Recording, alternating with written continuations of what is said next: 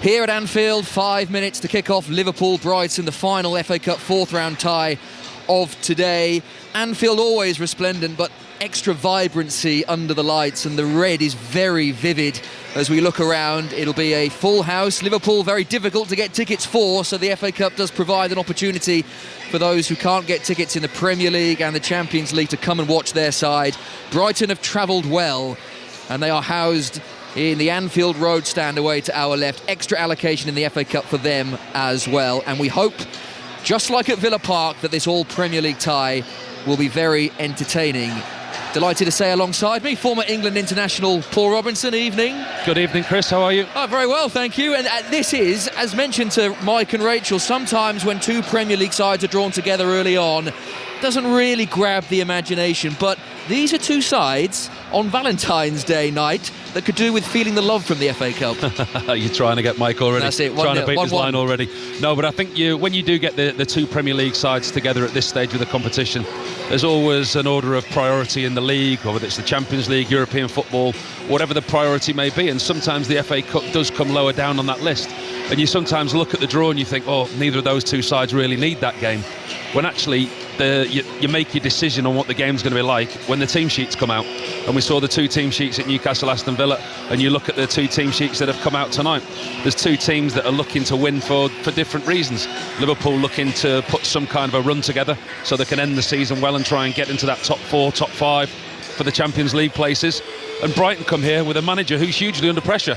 I mean, they're coming off the back of 2 defeats, granted both 1-0 defeats, but the home defeat against Crystal Palace. The manager for the first time there come under some real heat afterwards, not just a few boos or a little bit of murmuring or rumblings. There was some real discontent aimed towards the manager. So they need to get some wins, and they need to get some wins quickly, Brighton. Granted, the FA Cup is not a priority for them. The Premier League will be a priority for them. But momentum has to start somewhere, and performance is all important. Because as you say tonight, those Brighton fans away to our left, it's a long way to come on a cold Saturday night, and they've filled out their allocation. It's a very impressive effort from the Brighton fans. They will be getting back in the very early hours of tomorrow morning to Brighton, and the weather doesn't look too good on the way down. Here come the two sides. Lewis Dunk leading out Brighton, has a little look to his left and applauds the Brighton fans, and Virgil van Dijk leading out Liverpool. So a prime opportunity to run you through the two sides this evening. 4 changes for Liverpool.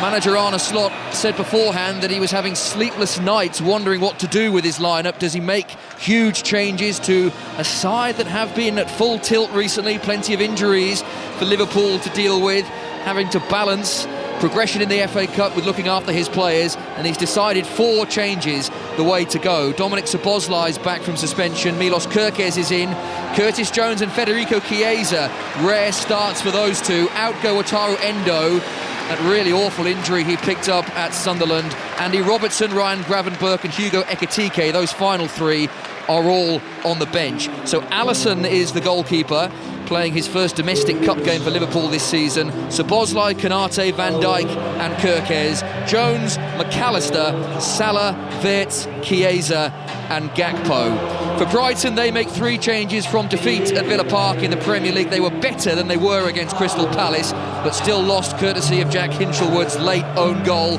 Jason Steele is the domestic cup goalkeeper. He's in for Barber Bruggen. Charalampos Kostoulas comes in, as does Harry Howell. So 18-year-old Kostoulas and 17-year-old Howell in for Mitoma and Welbeck. Steele the goalkeeper, Veltman, Van Hecke, Duncan Kadiolu, Gross, Baleba, Hinchelwood, Gomez, Kostoulas and Howell, as You'll Never Walk Alone reverberates around Anfield. Always very special.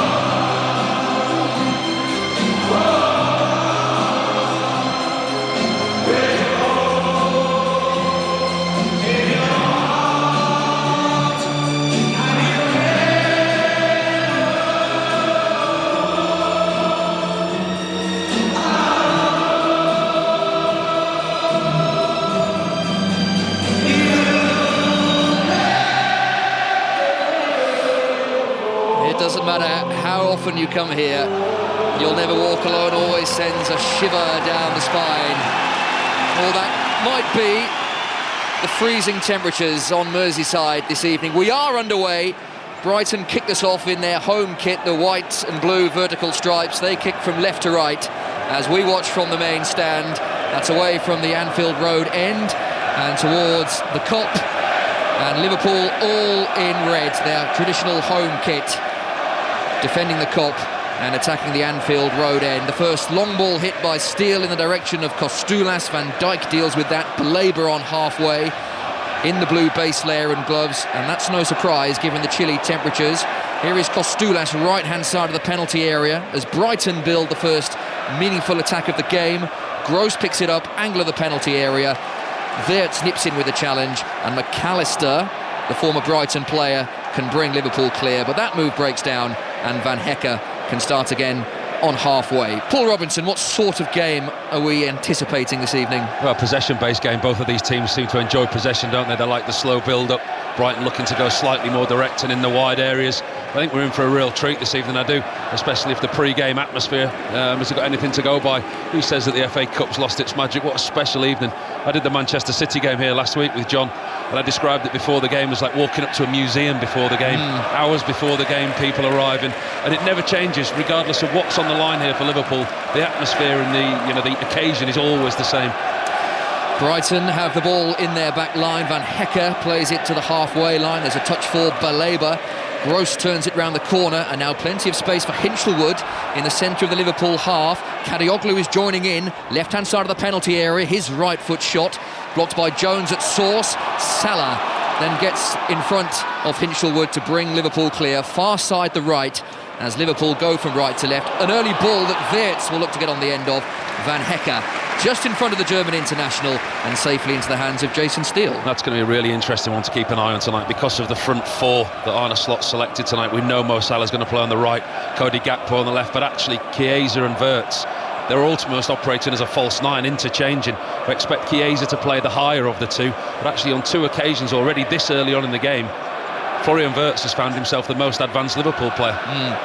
Well, the formation graphics that we saw pre-match had Cody Gakpo leading the line with Chiesa on the wing, but that looks like it's the other way round as Brighton come forward again with Diego Gomez looking to get on the end of a through ball, but out quickly is Alisson, all in green this evening, and he can bowl forward for Curtis Jones, who exchanges passes with Salah on halfway. So opening 3 minutes at Anfield. You're with BBC Radio 5 Live and BBC Sounds. We've had some great commentaries today, starting at the Pirelli Stadium with West Ham edging past Burton Albion. Scotland shocking England in the Calcutta Cup. We'll have reaction to that at half-time. Newcastle seeing off Aston Villa. And what do we get tonight at Anfield? There will be a winner. We will have extra time and penalties if needs be. And if you are just joining our coverage for the very first time, worth reminding you that there is no VAR, and we've seen at Villa Park that there will be those that were very happy with that and maybe some that would like it to be in operation in the FA Cup. It will be in the 5th round. Liverpool making progress near side the left. They run out of room, and Brighton have a throw midway inside their own half. It's great, isn't it? We found ourselves in the press lounge before this game. You know, everyone's got their own opinion on VAR. Should it or shouldn't it be there? But actually, when you watch a game now, we're saying, well, if this was VAR, that wouldn't have happened. Or if there was VAR, he would have been sent off, or that would have been offside. I mean, it's worth tuning into Match of the Day this evening to make your own decisions on the Villa-Newcastle game, because there was certainly a few controversial ones in that one, let's say. There were. It was quite refreshing, I thought.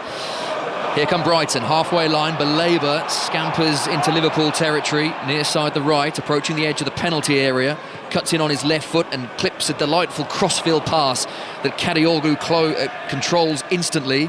Gomez and now Hinchelwood very close together, but this attack that had started with great pace has considerably slowed, and Van Hecke has it just inside the Liverpool half. Confident start from Brighton. You wouldn't know that they are on this awful run of just 2 wins in the last 14 in all competitions, 1 in 13 in the Premier League. That second win did come in this competition against Manchester United in the 3rd round of the FA Cup, but they are really struggling for form.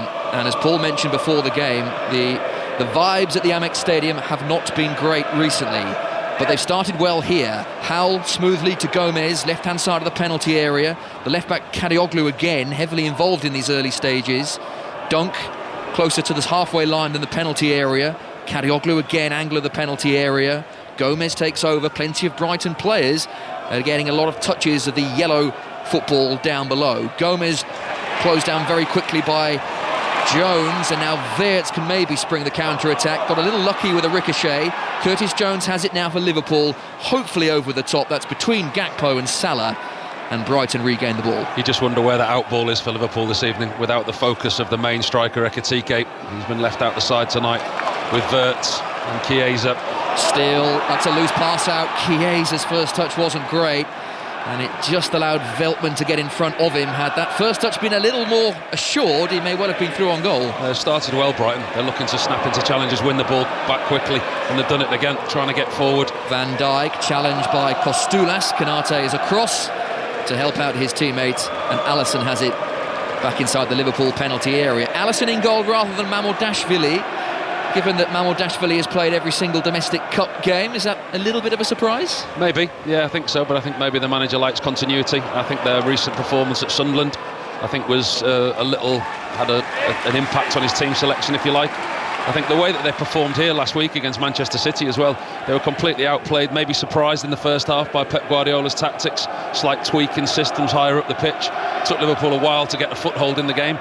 But listen, they were winning that game with 10 minutes to go, and arguably they were the better team in the second half. Ended up losing it, but then to go to Sunderland, the only team at the time who hadn't lost at home in the Premier League this season, to then go and put on a performance like they did, ground out the 1-0 win. And I think Arne Slot was really pleased with his team. I mean, it probably could have been more than 1-0. And I think the continuity is what he wants now. He wants to build on that and go forward and try and build some momentum between now and the end of the season. Because listen, they're the reigning champions. Champions League is a must for them. Yeah, the title defence has not gone to plan for Liverpool. Just 2 defeats in the last 18, though, in all competitions, although those losses have come in the last 5. 7 minutes in, Liverpool 0, Brighton 0. Brighton have monopolised possession in the opening 7 minutes or so. They were keeping relatively sensible possession at the back, and then Van Hecke boots it out of play, looking for Gomez on that far side, the Brighton left, and it skips out of play for a Liverpool throw that Jones is over. Looking around Anfield, there are very few, if any, empty red seats. Our vantage point way up in the main stand. We get a terrific view of the city, the lights twinkling above the roof of the Kop. Here's Gakpo in the bright yellow boots, closed down by a combination of Veltman and Gross, and one, maybe both, clipped him. So today's referee, Stuart Atwell, gives Liverpool a free kick in their left-back position. Not really got started yet in the game. Brighton have obviously come here to start on the front foot. They certainly don't look like a team that are devoid of confidence. I like the balance of the side. I like the way they're set up. And with Gross in there alongside Baleba, I think he just gives them that little bit of a security blanket in front of the back four. Yeah, it's a nice blend of youth and experience for Brighton in that midfield. Baleba, 22, and the recently arrived Pascal Gross back at Brighton at 34.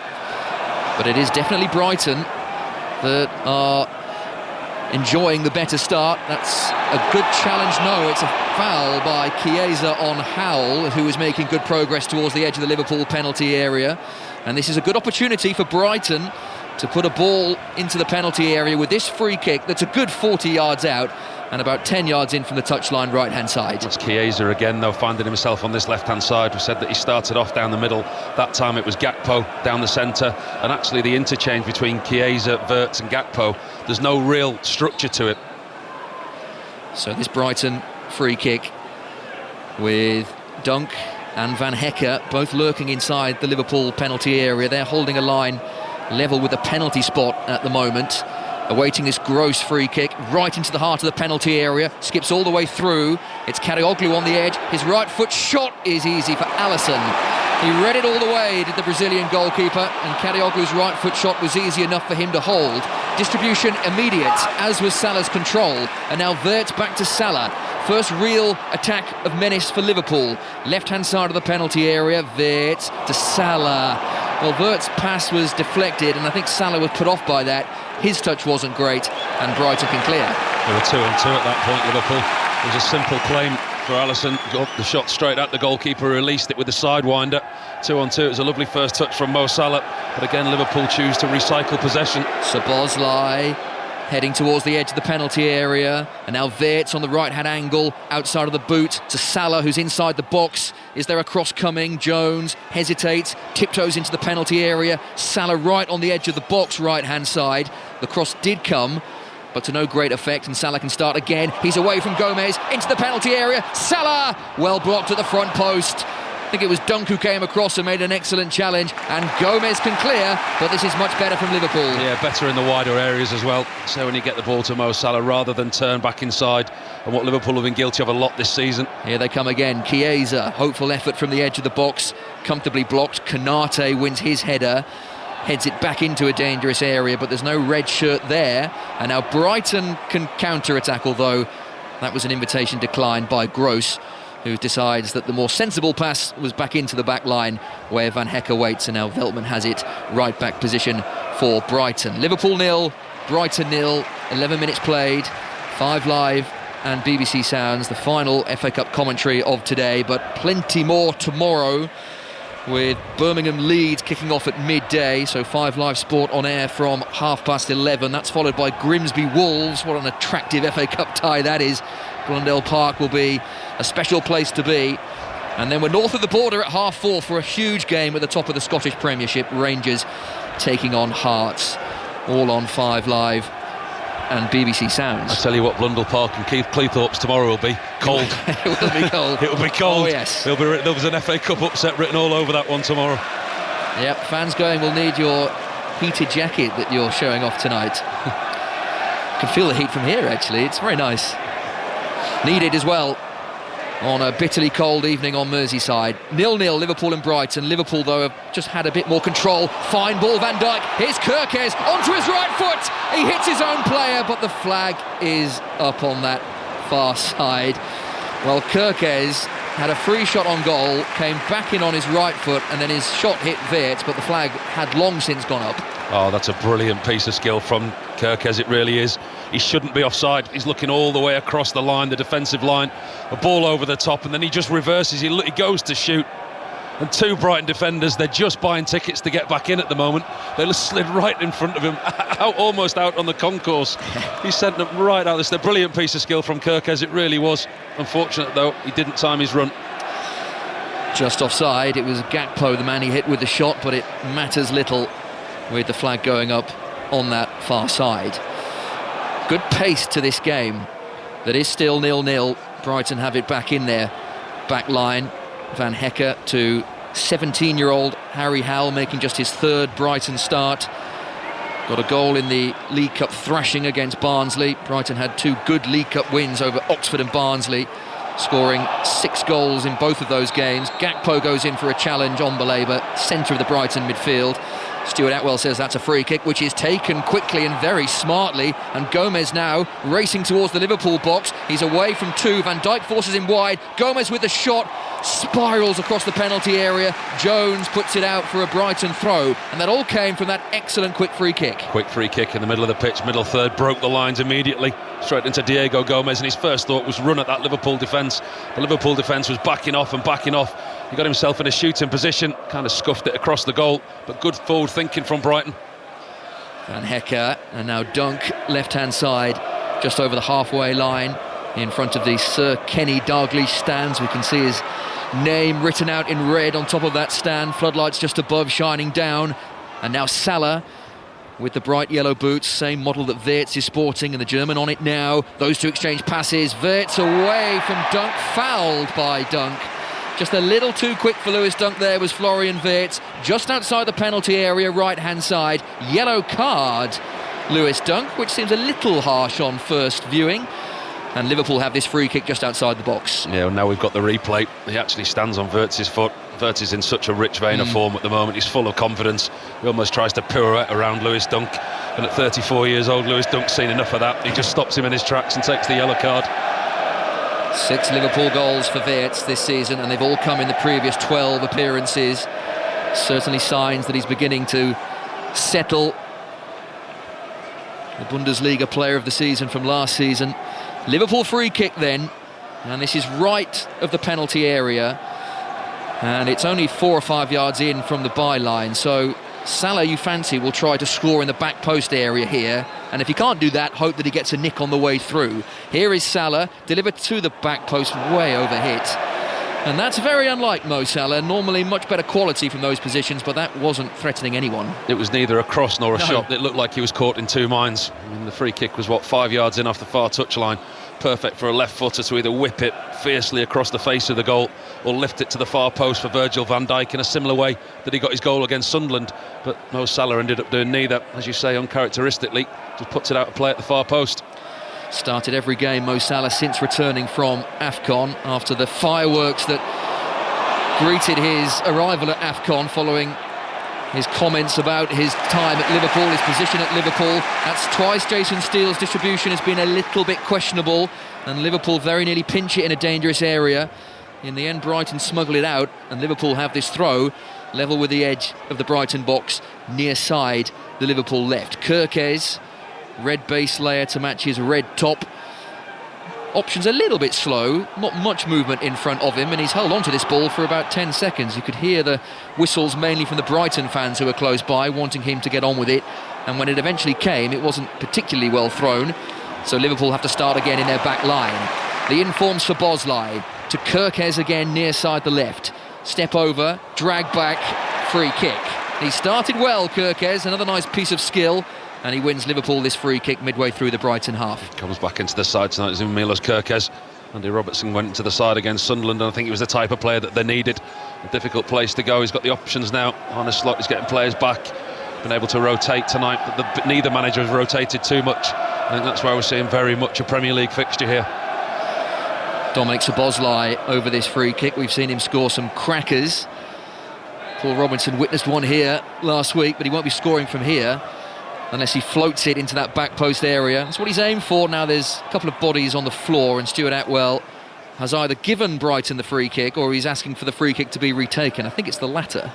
It's amazing, isn't it, how the referees now that we've seen without the VAR, they're giving decisions for holding and pulling in the box. Yeah. Quite often you see referees using the comfort blanket, knowing that VAR is watching if there anything is too untoward going on. But now actually they're there, the referee in the game, and they're having to make decisions. Yeah, it must be quite a strange feeling for the more established Premier League referees. We've got so used to VAR. Szoboszlai goes again. Konate is the target. This is loose. Salah at the back post. Looked like he was being held, but no real complaints. He will allow this to roll out of play for a Liverpool corner, far side the right. It was a good ball in from Szoboszlai that time, headed up by Van Hecke. Didn't really get it away. Fell to Mo Salah at the far post. He was unchallenged. He was able to let it run out for a corner. Liverpool 0, Brighton 0, 18 minutes played. And Salah is over this corner with his left arm in the air. Not too many Liverpool players have committed, and that's because Brighton have left two up front. Howell and Gomez are on the halfway line, so Liverpool have had to move a couple of players back. Salah's corner, low, dealt with at the front post, poked further clear by Hinchelwood, but unable to be controlled from Howell, and Jones, not too sure what he was attempting there, boots it out of play, and Brighton have this throw midway through their own half, 0-0. I like that tactic from Brighton, from the defending corner. They leave two of their own players up. There's not enough teams in the moment do that for me. There's far too many teams. Yes, of course you worry about defending set plays, but worry about how you can affect the other team if the turnover. You know, rather than let them commit everybody forward, let them think about what you've left behind them just in case they do get caught on the counter-attack. Good piece of defensive play. Well, your goalkeeping colleague Shay Given was very keen for that to happen, wasn't he, against to deal with the Arsenal threats from corners. Listen, we talk so much about set plays, and I made the point the other day, a set play is nothing without the delivery. You can have all the movement, all the different strategies you want in the box and all the bodies in front of the goalkeeper. If the delivery is not correct, then there's no set play.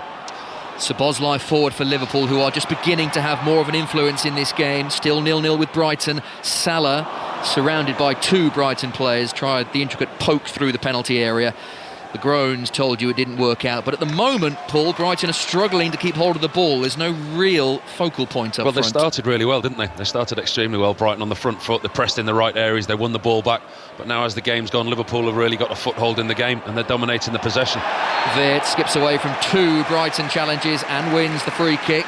Liverpool beginning to win more of these sort of free kicks, not in overly dangerous areas, and this one is closer to the halfway line than the box, and it is taken quickly. Konate on halfway for the 8-time winners of the FA Cup, Liverpool, last lifting the trophy 4 years ago. They beat Chelsea on penalties after a goalless draw at Wembley. Kerkez will just about keep this in play, left-hand side. Van Hecke comes across, and that's another Liverpool corner, and they are beginning to put more pressure on the Jason Steele goal via its succession of corners. Yeah, and another fluidity in Liverpool's formation. Dominic Szoboszlai, who we've seen operate at right back for most of the season in such a superb way.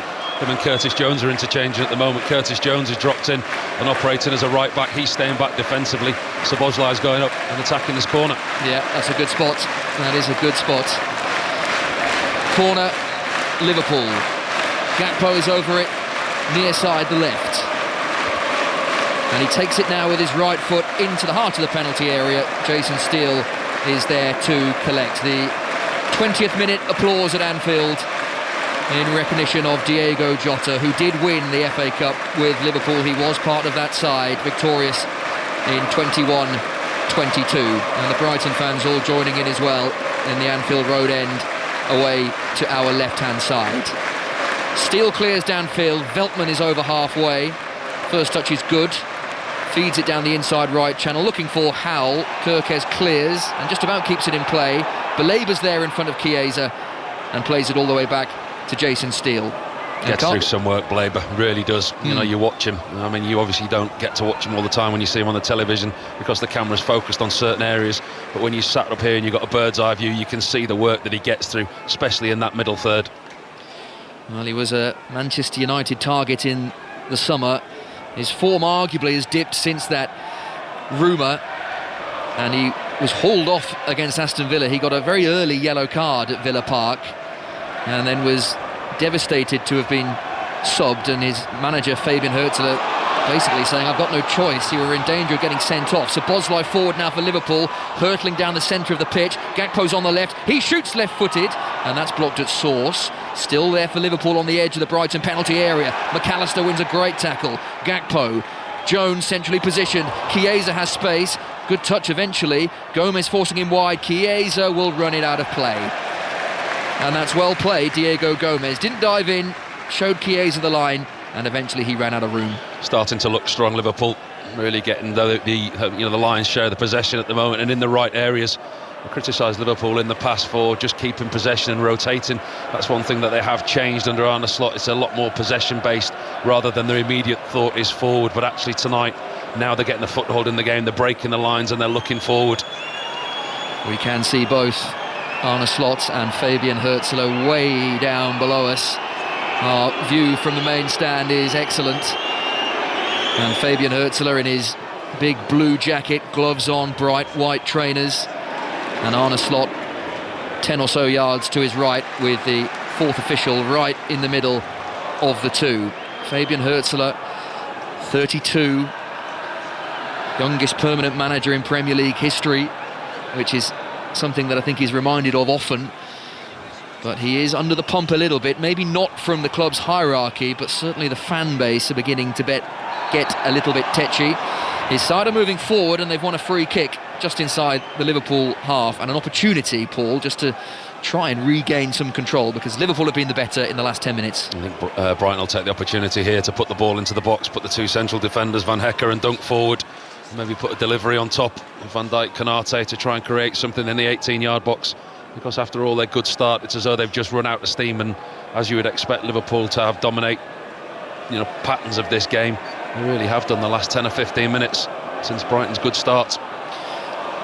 The big men are forward again for this Brighton free kick that's just to the left of the centre circle, looped in by Gross to the back post, headed into a dangerous area. Dunk is challenging, so too Van Dijk. This was loose inside the box. The referee, though, has seen a foul on Wirtz. Liverpool free kick inside their own penalty area. 24 minutes in, 0-0. Yeah, clever free kick that time from Brighton. It was almost reversed to the back left-hand side and to the back post. Free header across into the Liverpool 6-yard box, well defended. Konate and Van Dijk regaining the type of form that we would normally expect to see from the both of them.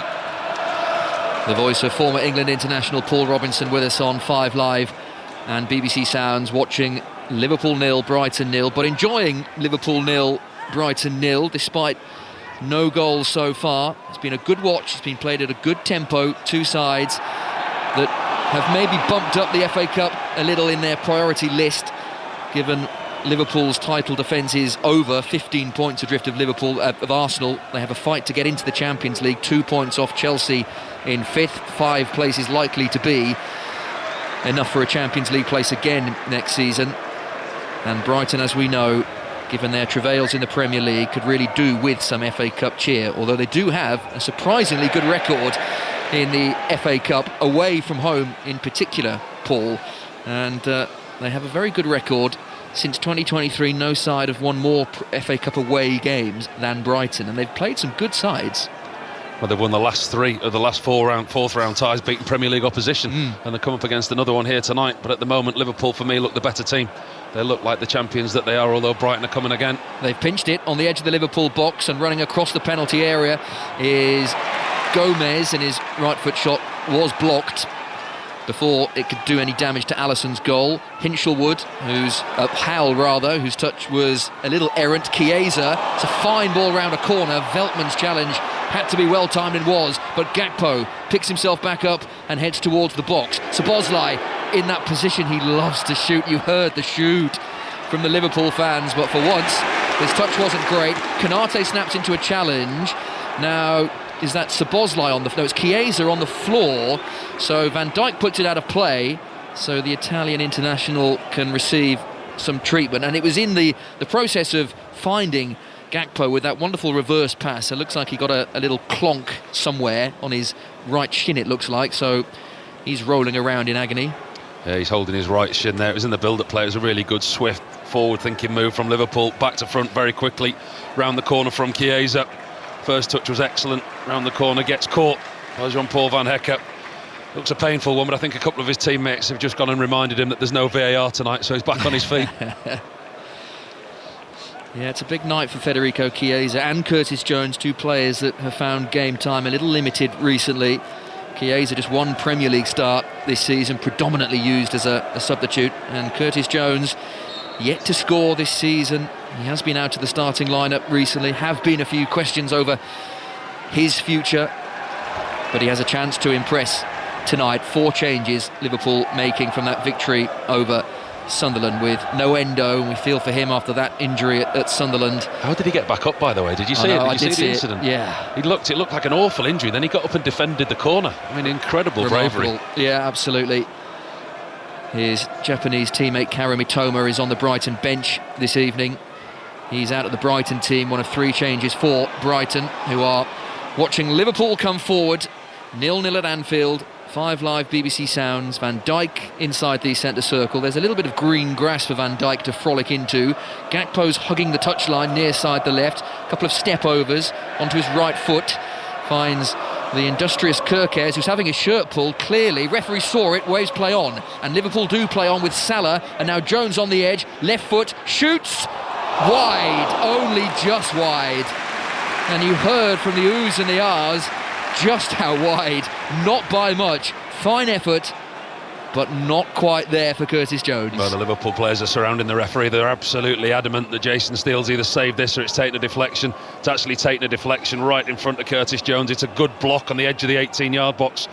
Jason Steele's flying full length, and it's missed his far post by literally a matter of inches. But it was, and it should have been, a corner for Liverpool. Really good interception and block on the edge of the 18-yard box. Yep, took a clear nick on its way through.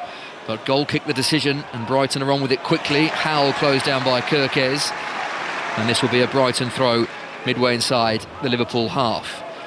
29th minute at Anfield. Veltman is over this with the yellow FA Cup ball in his hand. Early throw. Hinchelwood, nice couple of touches away from 2.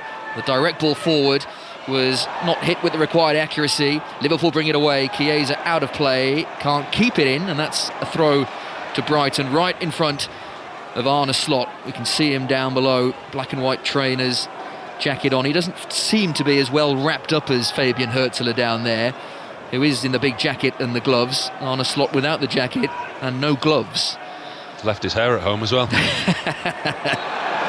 You can make that joke from 100 yards away. Free kick, Brighton, just inside the Liverpool half. Baleba gets on with it quickly. There has been a good pace to the game. It is 0-0, but it's not... We've seen worse 0-0s this season, put it that way. It's been played at a real tempo. Two teams here looking to win the game. We know it's got to be settled this evening, and I suspect that neither manager would want extra time, and you can see the way that they've started. Both teams are set up to win a game. Yeah, extra time and penalties if needed, but we're a long way from pondering that. That's an effort from Dunk from miles away. Why not? 35, maybe 40 yards out on an angle. And the look he gave Van Hecke with his arms outstretched as if to suggest, well, there wasn't much on, I went for it. Hit it well, but a good 7-8 yards wide. Not as far as where Dominic Szoboszlai hit it from last week. Certainly similar type of area, though, at that end in front of the Kop. I mean, it just opened up for him, didn't it? No Liverpool defenders closed him down. There was enough space for him. The shot didn't match the effort. Wirtz with an uncharacteristically loose touch to gift Brighton possession on the edge of the penalty area. Right-hand angle, Hinchelwood with the socks very low to his ankle, Jack Grealish style, white boots, and he's on the ball again. Howell coming in field, looking for options. Wanted, I think, to go forward, but again, movement a little bit static. So we're all the way back to Steele in yellow. And now Lewis Dunk just outside the Brighton penalty area. Liverpool 0, Brighton 0. Baleba accelerates away from 3 Liverpool players. Back to Veltman inside the Brighton half. The focus of this latest Brighton attack near side the right, and they're just keeping sensible possession here, Brighton. Having started the game well, Liverpool have enjoyed the middle third of this half, if you like, but Brighton just beginning to exert a bit more control as Kadioglu plays a direct ball to Howell. He can't get on the end of that. Alisson to Jones, and Liverpool can build slowly from the back. Slight hesitation because Jones was under pressure, but Kirkes is the out ball. Responsibility passed to him, and now Wirtz can bring it away from Veltman, but he runs out of road as well, and Brighton are beginning to just stamp their authority back on this game after a good start. And there's two sides to Brighton in this game. They're a team in possession that look really confident, and they're looking full flow when they're going forward.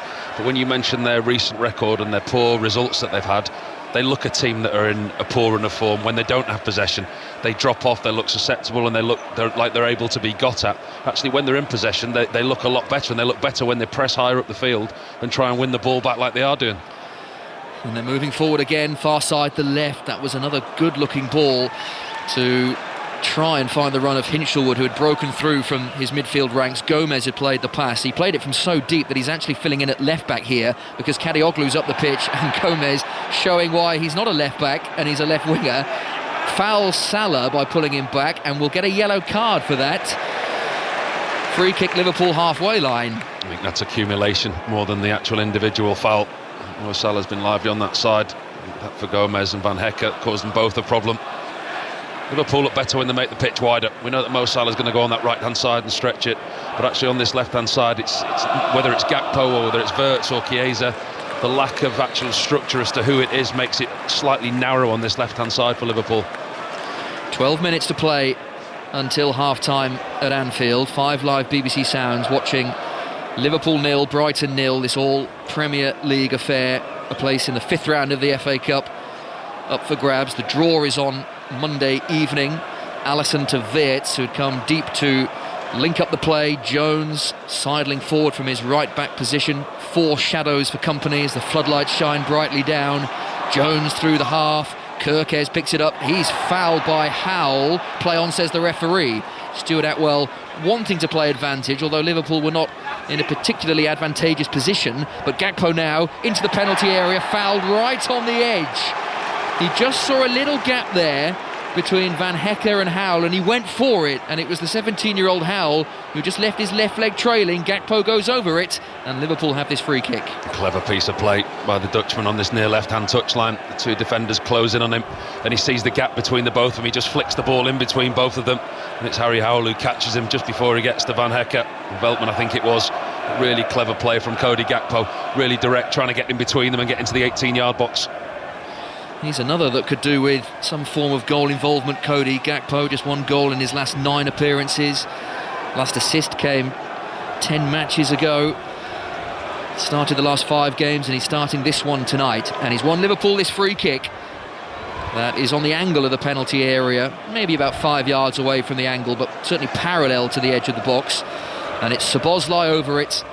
Shirt being ruffled in a light Anfield breeze, left arm in the air, so Bosley delivers, great free kick, headed in, no flag, Gakpo is there, he does get his goal, oh now the flag goes up, and the goal will not count. Well, that was all very strange because Gakpo didn't really celebrate, the flag did not go up, but 5 seconds later it does, and with no VAR we can confidently say it remains Liverpool 0, Brighton 0. 5 seconds, that's been generous. The assistant on the far side, I mean, it's first of all, it's a super ball from Szoboszlai, it really is. Say about set plays and delivery been the all-important thing. It's a fantastic ball across the back of the Brighton defensive line. Cody Gakpo inside the 6-yard box, all he has to do is touch it into the goal, heads it in past Jason Steele. He actually has the time to turn round, looks at the assistant on the far side, flag's still down at this point, puts his arms in the air, starts to celebrate, and when he turns round, Cody Gakpo, the assistant puts the flag up on the far side. Now that was a delayed reaction. It was, and from the replay, I'll put it this way, if we were in VAR world, we'd be looking at the lines at this point. I suggest it was tight. It was tight, but I think on the replay, I think he has got the right decision, but I'm not so sure why it took so long, and actually Cody Gakpo looked across, gave him the time. I mean, I'm not so sure what there was to think about. It was either a yes or no from the assistant, wasn't it? I can only presume that the assistant referee was asking who'd put it in, and maybe he couldn't see that it was Gakpo. And once he got confirmation it was, he decided to put his flag up. Salah in the penalty area. Salah's front post shot, weak. He was under pressure, actually. 2 Brighton players had got back, and Steele makes the save at the front post. He couldn't quite get the purchase on the shot because of the proximity of those Brighton players. Great play initially from Mo Salah. Gets in behind Kadioglu, but what Kadioglu does really well, he stays strong and he gets back goal side of Mo Salah, and I actually think it's Kadioglu who gets the last touch towards his own goalkeeper, pokes his left foot in there, doesn't allow Mo Salah to get the shot. The ball comes off Kadioglu. It's a decent challenge there right at the very last. Yeah, did well to recover and prevent Salah getting a clean shot on goal. Steele making a comfortable save. 37 minutes have elapsed, still waiting for the first goal at a cold Anfield, and the wind has picked up as well. We can see the players' shirts and a couple of the corner flags fluttering. Foul in the heart of the Liverpool midfield.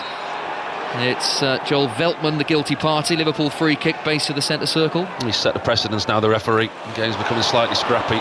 Early free kick is a good one. Kirkes is inside the box, goes for goal, and Steele tips it over the bar. That's a really good effort, Milos Kirkes. This time he went early, and it was a good hit. Steele backpedaling, gets a crucial touch to tip it over the bar and keep it Liverpool 0, Brighton 0. Talk about all the build-up play and the possession that Liverpool had. That was one simple long ball over the top, straight into the path of Kirkes. Cuts in on the angle of the 18-yard box, hits it on the half volley, strikes it really well. It's a good save for Jason Steele, but it's a comfortable save for the goalkeeper. It's up above his head. Either side of him, I think it may cause him more of a problem. It's resulted in this Liverpool corner, far side there right. Salah with one arm aloft. Van Dijk and Konate very close to the goalkeeper. Not a good Salah corner, but he gets another chance because it was cleared at the front post by Gomez. And Salah, whose delivery has not been great from that far side, will try again. 2-on-2 at the back again, Liverpool. Yep. Brighton leaving 2 players up, but Liverpool going man for man. Here comes the Salah corner. Konate rises, loose inside the box. Konate rises on the back of a Brighton player, according to the referee, and he's given Brighton this free kick inside their own penalty area. It's interesting to see the referee's position from these corners as well, because we know without VAR, without keeping going on about it, the referee there for me was too far away. He's 20 yards away, he's outside the 18-yard box, looking back at the 6-yard box. I can't imagine he can see everything that's going on at the front post with the central defenders, Van Dijk, Konate, and the ball going in there. So 0-0 as Konate concedes a free kick just inside his own half, left-hand side. That's the far side for Brighton as we watch. They're going from left to right, and they're not going forward with any great urgency here. Van Hecke is closed down by Gakpo quickly. The off-ball to Kadioglu, and that's gone out of play for a Brighton throw left-hand side. Brighton have been training at St George's Park. They played in the Midlands at Villa Park on Wednesday night, and rather than go all the way down to come all the way back up, they did train at St George's Park. And you do wonder, Paul, that a change of scenery, it can't be something like that that can just change a few things for Brighton? No, I used to hate that as a player. I really did, yeah. Those training camps in midway through, you know, if you had to travel in midweek or whatever, you didn't get back after games. Fabian Herzer certainly enjoyed it. He compared the rolling Staffordshire countryside to where he grew up in Bavaria. And he said he missed the countryside and he enjoyed it at St George's Park. Foul by Baleba on halfway. McAllister, the former Brighton midfielder, is felled, and Baleba just goes to have a quick chat with McAllister to see if he's okay, and indeed he is. But it has warranted another yellow card, so Baleba is the latest Brighton player to receive a yellow card. It's a lazy challenge from Baleba. He gets caught out of position. It looked like McAllister was going around him quite simply. Just hangs his lazy leg out, knew exactly what he was doing. He could have moved his footwork to try and make the tackle. So that's now Dunk, Gomez and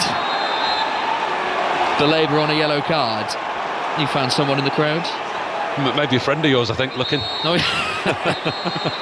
Somebody with a great big seagull head on the way to our left in the Brighton end. All right, I'm glad I didn't see him, so or whatever it was. Great ball, Salah, far side the right, level with the edge of the penalty area, into the box he trundles, Chiesa on the edge, right foot shot, didn't really catch it, and Van Hecke can clear, and out of play for a Liverpool throw, right hand side and level with the edge of the box. Good play again from Liverpool. They look a lot better when they go more direct and they go quicker. It's a super ball from Szoboszlai into Salah and he cuts it back, just can't quite make the connection that he wants. Chiesa. Van Dijk, Gakpo, left-hand edge of the penalty area. Liverpool building as we enter the last 4 minutes of the first half. McAllister, a couple of touches to get away from one. Kirkes with a cross, great ball in and in. Curtis Jones arrives to give Liverpool the lead on the stroke of half-time. Brilliant ball in from the left. Jones taps it in to make it Liverpool 1, Brighton 0. What a crossing, what an assist that is on the near side. Milos Kerkez has been one of Liverpool's best attacking players. That is an almost indefendable ball across the 6-yard box, it really is. Said that Liverpool looks so much better in the wide areas, and that's the exact reason. Curtis Jones, who's playing right back, he arrives late. I mean, it's an easy finish. Cody Gakpo it is, interchange of play. Ball comes out to Kerkez and he just looks up, whips it with his left foot, inside of his left foot, with pace and power, swinging away from Jason Steele in the Brighton goal. Delivery superb. Curtis Jones arrives late on the half volley, hits the underside of the bar from 4 yards out, and to be honest, it's nothing more than Liverpool deserve at this stage. A really well controlled finish by Jones. The ball was arriving at such pace, and we've seen recently it's very easy to blaze those over the bar, as Cole Palmer did for Chelsea. It's that sort of range, but Jones controlled it nicely. It's his first goal of the season and will do him the world of good to get on the score sheet. And Kerkez, who had so many goals and assists for Bournemouth, has not quite found that form for Liverpool. That'll do him good as well, and Liverpool have this lead with 2 minutes to play until half-time. The referee has some sorting out to do because there was a coming together right in front of the technical areas, and Arne Slot is very close to this. Joel Veltman's involved. Did you see what happened, Paul? Yeah, Veltman and Kerkez just getting overexcited in front of the dugouts, two of them coming together. Oh yeah. Kerkez going up against Veltman, bumping up against each other, chest to chest. Arne Slot, the peacemaker, steps out of his technical area, separates the both of them. Referee playing peacemaker. I don't think there was anything in it. There wasn't anything malicious in the challenge. And I don't think there will be any additional punishment handed out to anyone. And the referee is asking for the ball back, presumably will be, was it a free kick Stuart Atwell gave? I think it'll be a drop ball, and maybe Chiesa, no, it'll be a drop ball and Brighton will just carry on where they left off. I've seen a picture of the seagull head now, right in the heart of the Brighton fans. Friend of yours? I can't say he looks familiar. I say you can't tell who it is at all, can you? Yeah. It's somebody who doesn't want to be recognised anyway, put it that way. It's probably keeping he or she very warm in these cold conditions. Maybe told their other half they were just nipping out to the shops. Yeah. Here's Howell for Brighton. Can they find this equaliser on the stroke of half-time? Kostoulas is inside the box here, twinkle toes, and wins a corner. Good footwork from the youngster. Gakpo in the way. Brighton corner. Never thought of that, actually. What day is it today? Why? Oh, of course it is, yeah. Valentine's Day. That's a very good point. Yeah, telling the other half that you're just going somewhere else and you got the football where you shouldn't be. I know, I'll wear a great big seagull's head so nobody can see me. Yeah. Well, if you're listening, make sure you hide it when you get home. Otherwise you'll be rumbled. Liverpool 1, Brighton 0. 20 seconds of normal time in the first half to play. Fourth official wanders out with his electronic board. Can't imagine there'll be too much, maybe 1 or 2 minutes. Brighton corner, it's a good one, and it's headed over the top. Was it Van Hecke who was close?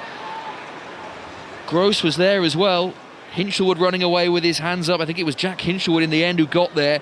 Excellent corner, and he's right underneath the bar. And that's a big chance for Hinshelwood to equalise. It's a free header. Poor defending from Liverpool. It's such a simple, well-worked corner from Brighton. An in-swinger from this near side here with the left boot into the edge of the Liverpool 6-yard box. Free header for Hinshelwood. Not exactly the biggest player on the pitch, how he ghosted in there. There'll be an inquest in the Liverpool defence, but that was a chance to go in at half-time level. 2 minutes of added on time at the end of this first half. We've played 30 seconds. And Brighton have the ball far side their left. And feel a little hushed as many leave their seats to go and grab a half-time warming refreshment on an increasingly cold night in Liverpool. It's the home side that lead this FA Cup fourth round tie. Dunk looking to find, a slip, and Gomez is in. Chance for Brighton. Alisson saves with his feet. Big opportunity squandered by Gomez. Jones, who just scored for Liverpool, very nearly gifting Brighton a way back in. It was his slip, and Gomez, Paul Robinson, really should have done better there. That's a real chance. It's two free chances for Brighton. I mean, Gomez was in there. Curtis Jones just lost his foot on the edge of the 18-yard box. It was granted it was on a slight angle. Got to credit the goalkeeper because he read the situation very quickly. Left his line very, very quickly, closed the space down. The next time that Diego Gomez looked up, the big goalkeeper was on top of him. Really good reading of the situation from Alisson, and a good save just before the break. Hasn't had a great deal, if anything, to do, Alisson, but he made sure he was in the right place there to make a good save. Van Dijk was also hurtling across to try and close Gomez down. It was a difficult angle for Gomez, and because of the slip from Jones, he needed a touch just to settle himself, and by the time he'd done all of that, you're right, he had Alisson and Van Dijk in the way. That's two chances that they've had, Brighton, in the closing moments of this first half. That's two really good chances they've had. Yes, they've played well in spells, they've dominated possession for certain passages of play, but actually in the offensive third, they've not really created much. Chances on goal have been at a premium. And that is that for the first half. The first half that Liverpool lead by 1-0. Curtis Jones with the goal just before half-time. Kirkes with an excellent cross from the left. Jones arriving late, no one on him. Deft touch in off the crossbar. His first goal of the season. Liverpool, on balance, have deserved it. They've created the more eye-catching chances, but Brighton have had their moments as well. Two excellent chances. The Hinshelwood header. This was all after Liverpool had scored, and then the Gomez chance, his right foot shot, well saved by Alisson. They will feel they are still in this, but it is the 8-time winners Liverpool who have their noses in front. And on the balance of play, Paul, you would say that that is a deserved lead. Liverpool have been the better side, absolutely. I think what they've done the best, they've created the better opportunities. Possession-wise, I don't think the two teams will be far apart, but it's actually what they've done with the possession. And what I've been impressed with Liverpool, certainly in the last few games anyway, since the Manchester City game. We had the home game here against Newcastle when they won 4-1, and then it was in the second half against Manchester City, away against Sunderland. The possession with purpose has definitely increased. Their productivity has increased, and they moved the ball back to front quicker, and that's how the goal came about. The Kirkes, he didn't try and recycle possession, try and keep the ball. He was in an area, flash it across the 18-yard box, get bodies rushing across the front of the goal, and they've done that on numerous occasions tonight. Mo Salah, once again, since he's come back from AFCON, he's looking towards his best, not at his best, but getting back towards his best. And I think, on the balance of things, Liverpool have definitely had the better chances, but we saw there at the end of the first half, Brighton certainly are not out of this, and at 1-0 they're always going to be in this game. They had two really excellent opportunities. They could be level. Yeah, for Brighton, there will be, certainly in that dressing room, optimism. They can get themselves back in the game. They proved that at the back end of that half. They have had chances, and actually the first 10 minutes probably did belong to Brighton. They were knocking the ball around with a confidence that belies their Premier League form. I thought they approached it with the ball. They were very, very good. Like I said in the first half, there was two sides to Brighton. Without the ball, they looked probably lacking confidence. They looked like a team who have won 1 in 13 in Premier League games. They look like a team who are languished in 14th, and the manager's under pressure. But actually, with possession and going forward, they look like a team full of confidence and playing on the front foot. So the message from Fabian Herzl has to be, continue to do that, get the ball back, win it back in the right areas, and play as much possession-based football as we can, because they look a lot more comfortable when they have the ball. Paul, for now, thank you very much. Liverpool 1, Brighton 0, a half-time score at Anfield. Second half to come here on BBC Radio 5 Live. Remember, there will be a winner tonight if we need extra time and penalties, but as things stand, it'll be Liverpool heading into the 5th round of the FA Cup.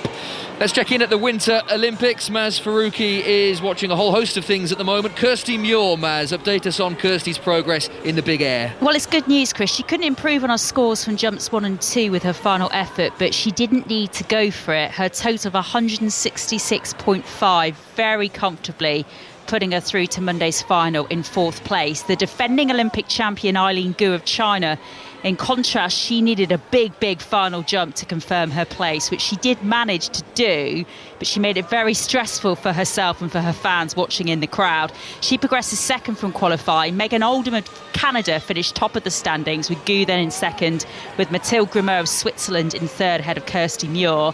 And hopefully that order isn't an omen, because of course those were the 3 skiers in a different order mine, but those were the 3 who pipped Kirsty Muir to a medal in Monday's slopestyle final. Yeah, well, she'll be sick of the sight of the 3 in front of her, that's for sure. And the speed skating semi-final that you were very much looking forward to must be close. Yeah, we are currently just watching the first of the 3, confusingly, semi-finals. This is in the short track speed skating in the men's 1500 metres. Niall Tracy goes in the 3rd and final one of these 3 semi-finals. He crashed out of the 1,000 metres, of course, earlier this week. He definitely took the tactic in his quarter-final earlier in the 1,500 metres to stay out of trouble, managed to navigate his way safely through that one. But this semi-final will be a step up. Only the top 2 from each are guaranteed a spot in the final A, so in the medal deciding match. There's 1 spot as well for the quickest of the 3rd place finishers as well, but Niall Tracy will do really well if he's going to make that final A. OK, thank you, Maz. We'll be back with you shortly to see how he's getting on. You can watch the Winter Olympics right now, BBC 2 and the iPlayer. Liverpool 1, Brighton 0. Second half commentary to come here on BBC Radio 5 Live. We will run you through what else has happened today in a busy afternoon of sport across various sports and various competitions. We shall do that after, at 10 to 9, the latest news with Stuart Clarkson. The voice of the UK. This is BBC Radio 5 Live. The UK and 4 European allies say tests on the body of the Russian opposition leader Alexei Navalny show he was killed in a Siberian prison 2 years ago by a rare deadly toxin found in the skin of Ecuadorian dart frogs. The Foreign Secretary Yvette Cooper said only Russia had the means, motive and opportunity to target Mr Navalny in this way, but Moscow said the accusation was a planted story. Here's our correspondent Joe Inwood. Epipatidine is said to be incredibly rare. It doesn't even occur in the frogs, I understand, in captivity. It only happens, it's to do with something they eat whilst in the jungle.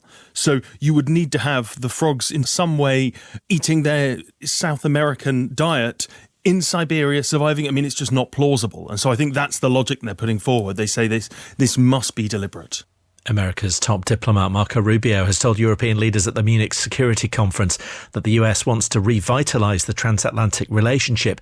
Washington's ties with the continent have been at their most strained for decades, in part due to President Trump's repeated threats to take Greenland from Denmark. But Mr Rubio said European nations would have to show they shared their values with the US. Under President Trump, the United States of America will once again take on the task of renewal and restoration, driven by a vision of a future as proud, as sovereign, and as vital as our civilization's past. And while we are prepared, if necessary, to do this alone, it is our preference and it is our hope to do this together with you. Sir Keir Starmer used his appearance in Munich to announce the deployment of Royal Navy warships to the Arctic. Among them will be one of the Navy's largest, the aircraft carrier HMS Prince of Wales. The new leader of Catholics in England and Wales says he's aware of the Church's failures, especially when the vulnerable have been abused. Archbishop Richard Moth was formally installed as the 12th Archbishop of Westminster earlier.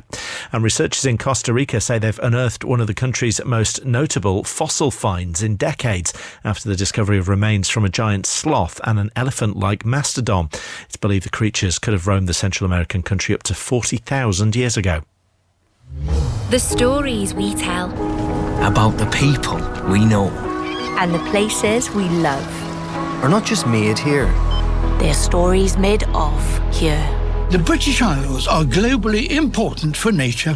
Yeah, we might find that kid who's got the raw talent, who's in a back street in Preston somewhere. That'd be amazing. The thing is... We're moving back to Barry. What?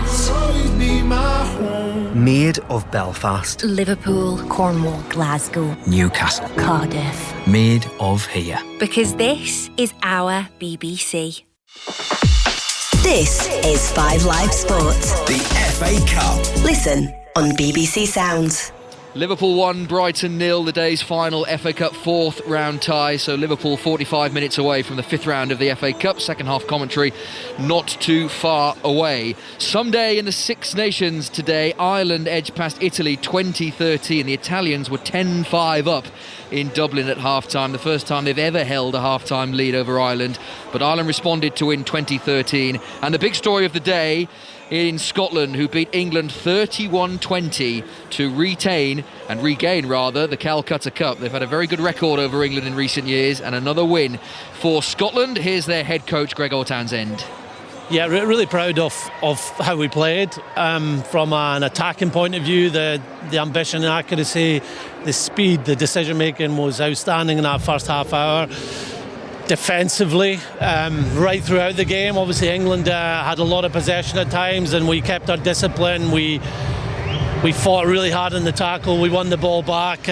We defended our try line so well. And then the other element is just how we grew into that final quarter, when that's the tough times, when an opposition is throwing everything at you. They've emptied their bench, and to be in control at the end of the game was very pleasing. Sione Chiblotta just told us they felt guilty after Rome and they owed you a performance. How do you feel when you hear that from your skipper? Look, I'm very proud of the team, and I was proud of them last week as well. Like, we went 29 phases in a monsoon condition, starting from our own trial line to try and win that game.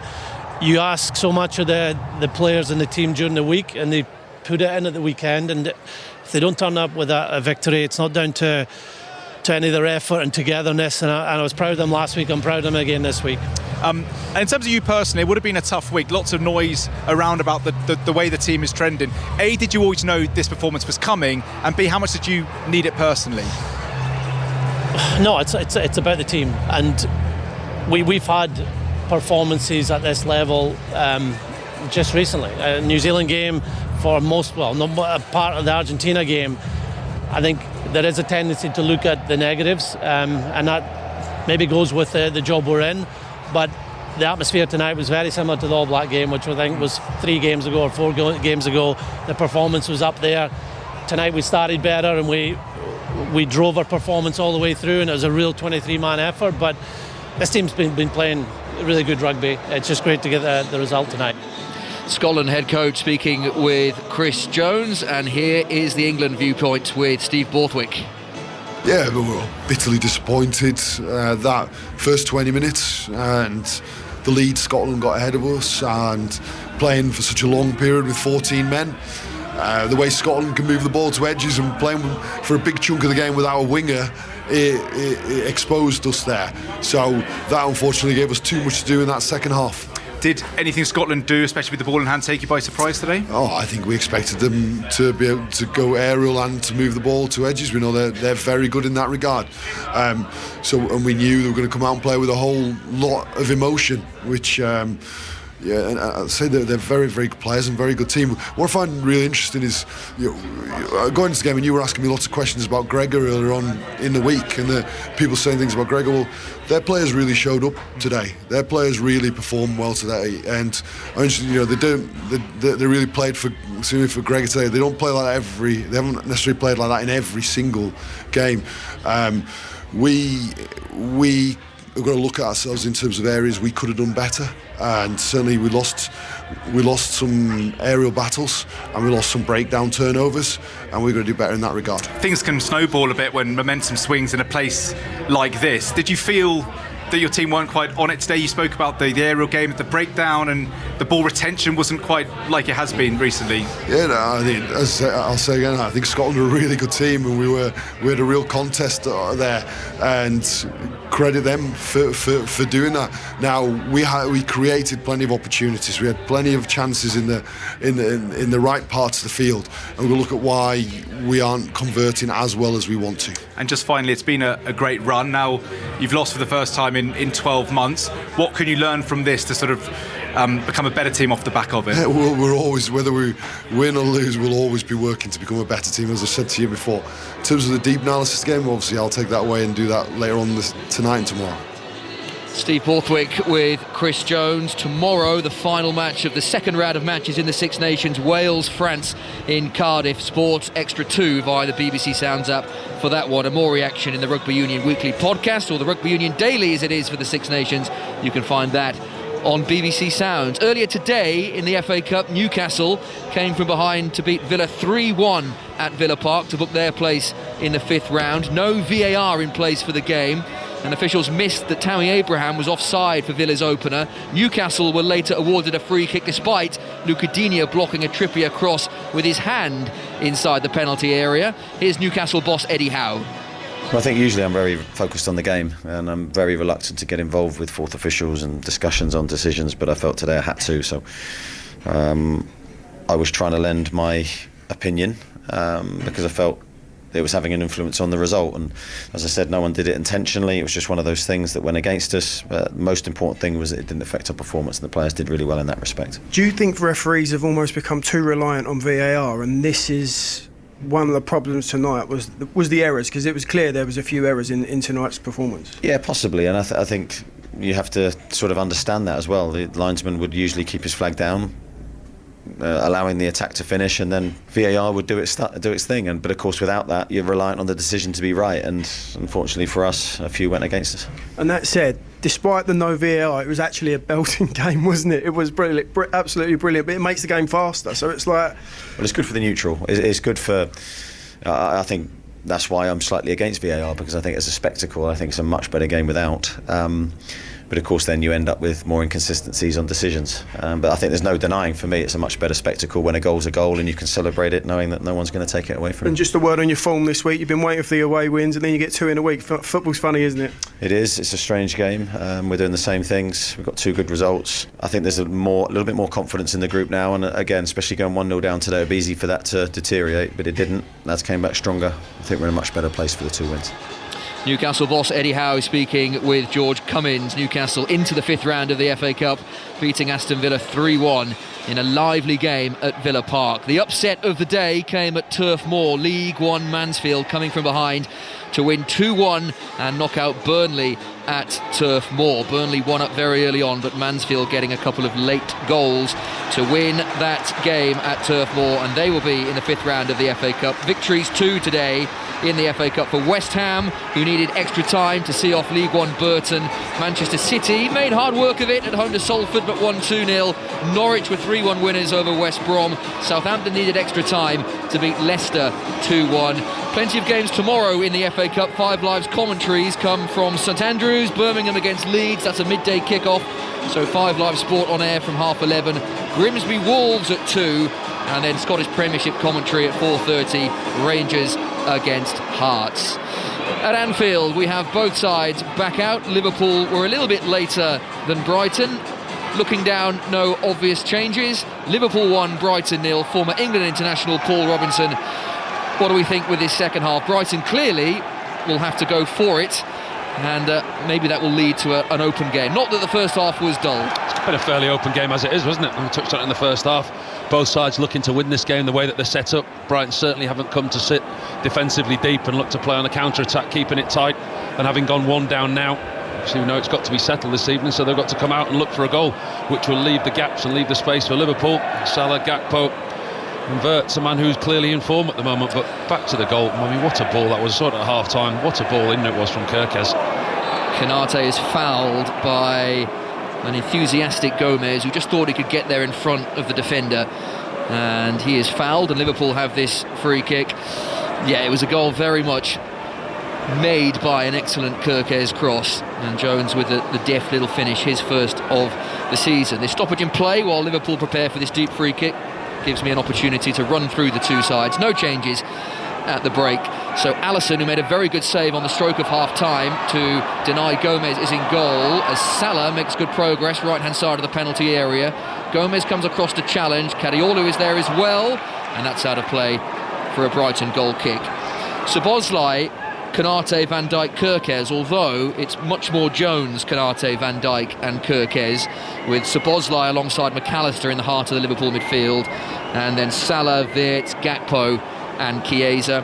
Brighton have this goal kick, which they take on this right-hand side. Poor clearance, and Liverpool have a throw midway through the Brighton half. The referee's not happy with something. I think there were a couple of balls on the pitch there. Van Hecke's clearance high into the Liverpool sky. This will drop awkwardly for Dunk, who gets something on it, right-hand edge of the penalty area. Not really in a threatening position for Brighton. Liverpool are building, attempting to build far side the left, and they win a throw level with the edge of the Brighton box. Steele, the goalkeeper for Brighton, Veltman, Van Hecke, Duncan, Kadioglu, Gross, Baleba, Hinshelwood, Gomez, Howell and Kostoulas. And it's Liverpool, red shirts, red shorts, red socks, kicking from left to right, so towards the Kop in this second half, with this throw that Kirkes is over. No hint of a long throw there. Throws it down the line for Gakpo, who is on the deck but will not win a free kick. Instead, I think it's gone the other way, and Brighton either have a throw or this free kick in their right back position. Paul, the important thing for Liverpool is to start with tempo, pace, and go and win this game as soon as they can. Don't give Brighton any hope, any chance of getting back into it. I think we saw majority of the first half they were dominant in possession. Yes, Brighton had their spells, but actually Liverpool, when they moved the ball quick from back to front without all this slow build up, what we have seen at times, they are getting more direct and they are moving it through the lines quicker, and they look so much more effective when they do that. Liverpool have this surprisingly poor record at this stage of a competition, eliminated from 6 of their last 9 FA Cup fourth round ties, including 3 of the last 5. You might remember last year when they were beaten by Plymouth down at Home Park. As Jones plays it back to Alisson inside the Liverpool penalty area, closed down quickly by Gomez.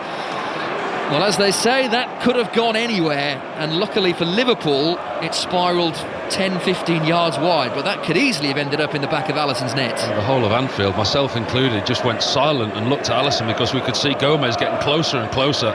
Big Brazilian goalkeeper, he looked so relaxed, he looked like he was in complete control of the situation. But the more Gomez got near, you could see that he was going to block it. He got away one there, Alisson, he got lucky. Well, he did indeed.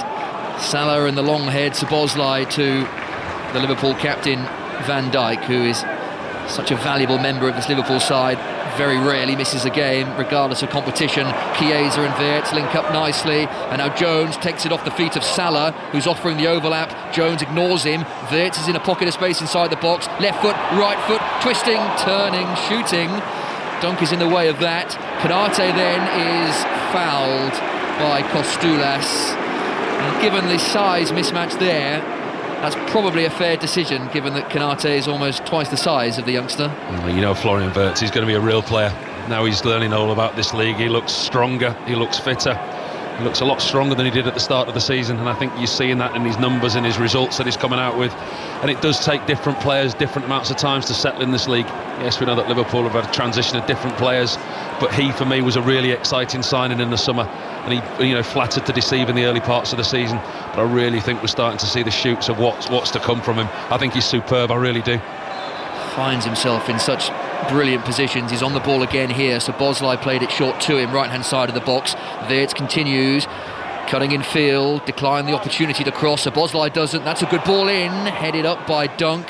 Hinshelwood, well, headed recklessly back inside the box. That wasn't the direction he wanted, but no harm done for Brighton. And Alisson has it straight back and then fires a ball straight to Gomez, but inside the Brighton half. Gomez can find Kostoulas. That's a nice turn. The little ball to Hinshelwood, Howell rather, who did look suspiciously offside, but no need for the assistant referee to make a decision because the ball didn't get that far. Kadioglu is then fouled by Salah right in front of the assistant referee. You can hear what the Liverpool fans think of that decision, but it did look like a free kick.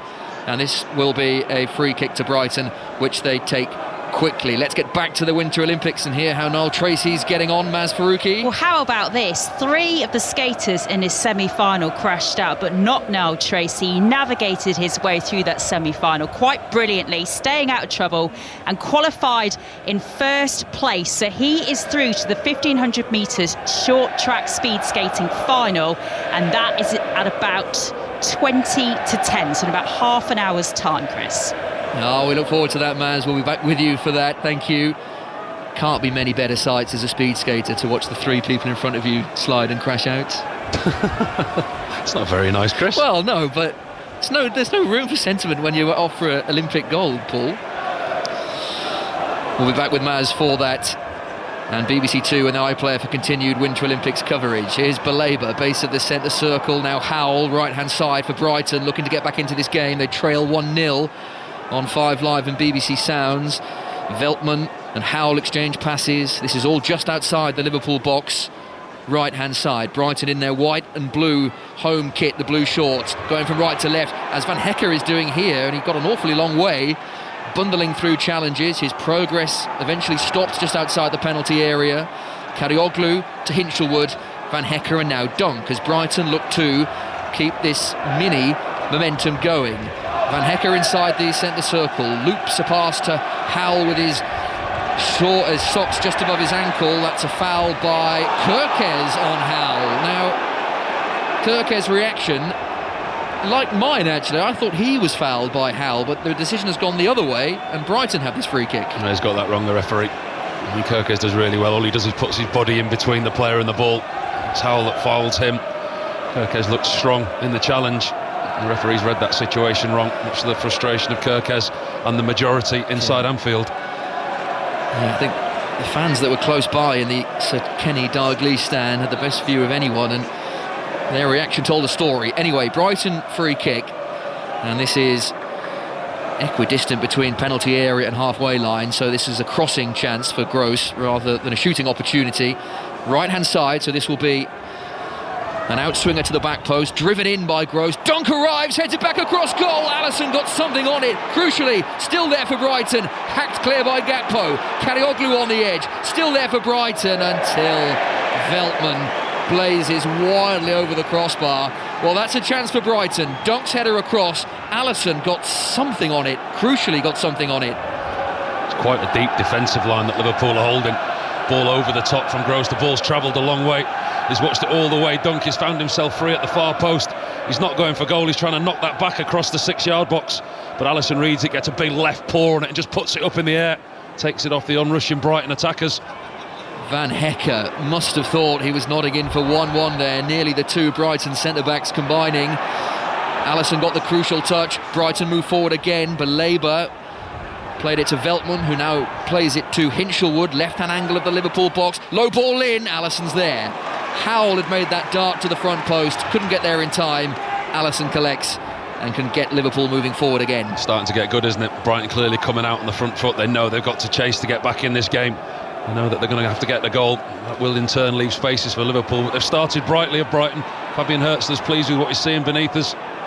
He's standing outside his technical area at the moment, and the 4th official has just told him to get back inside.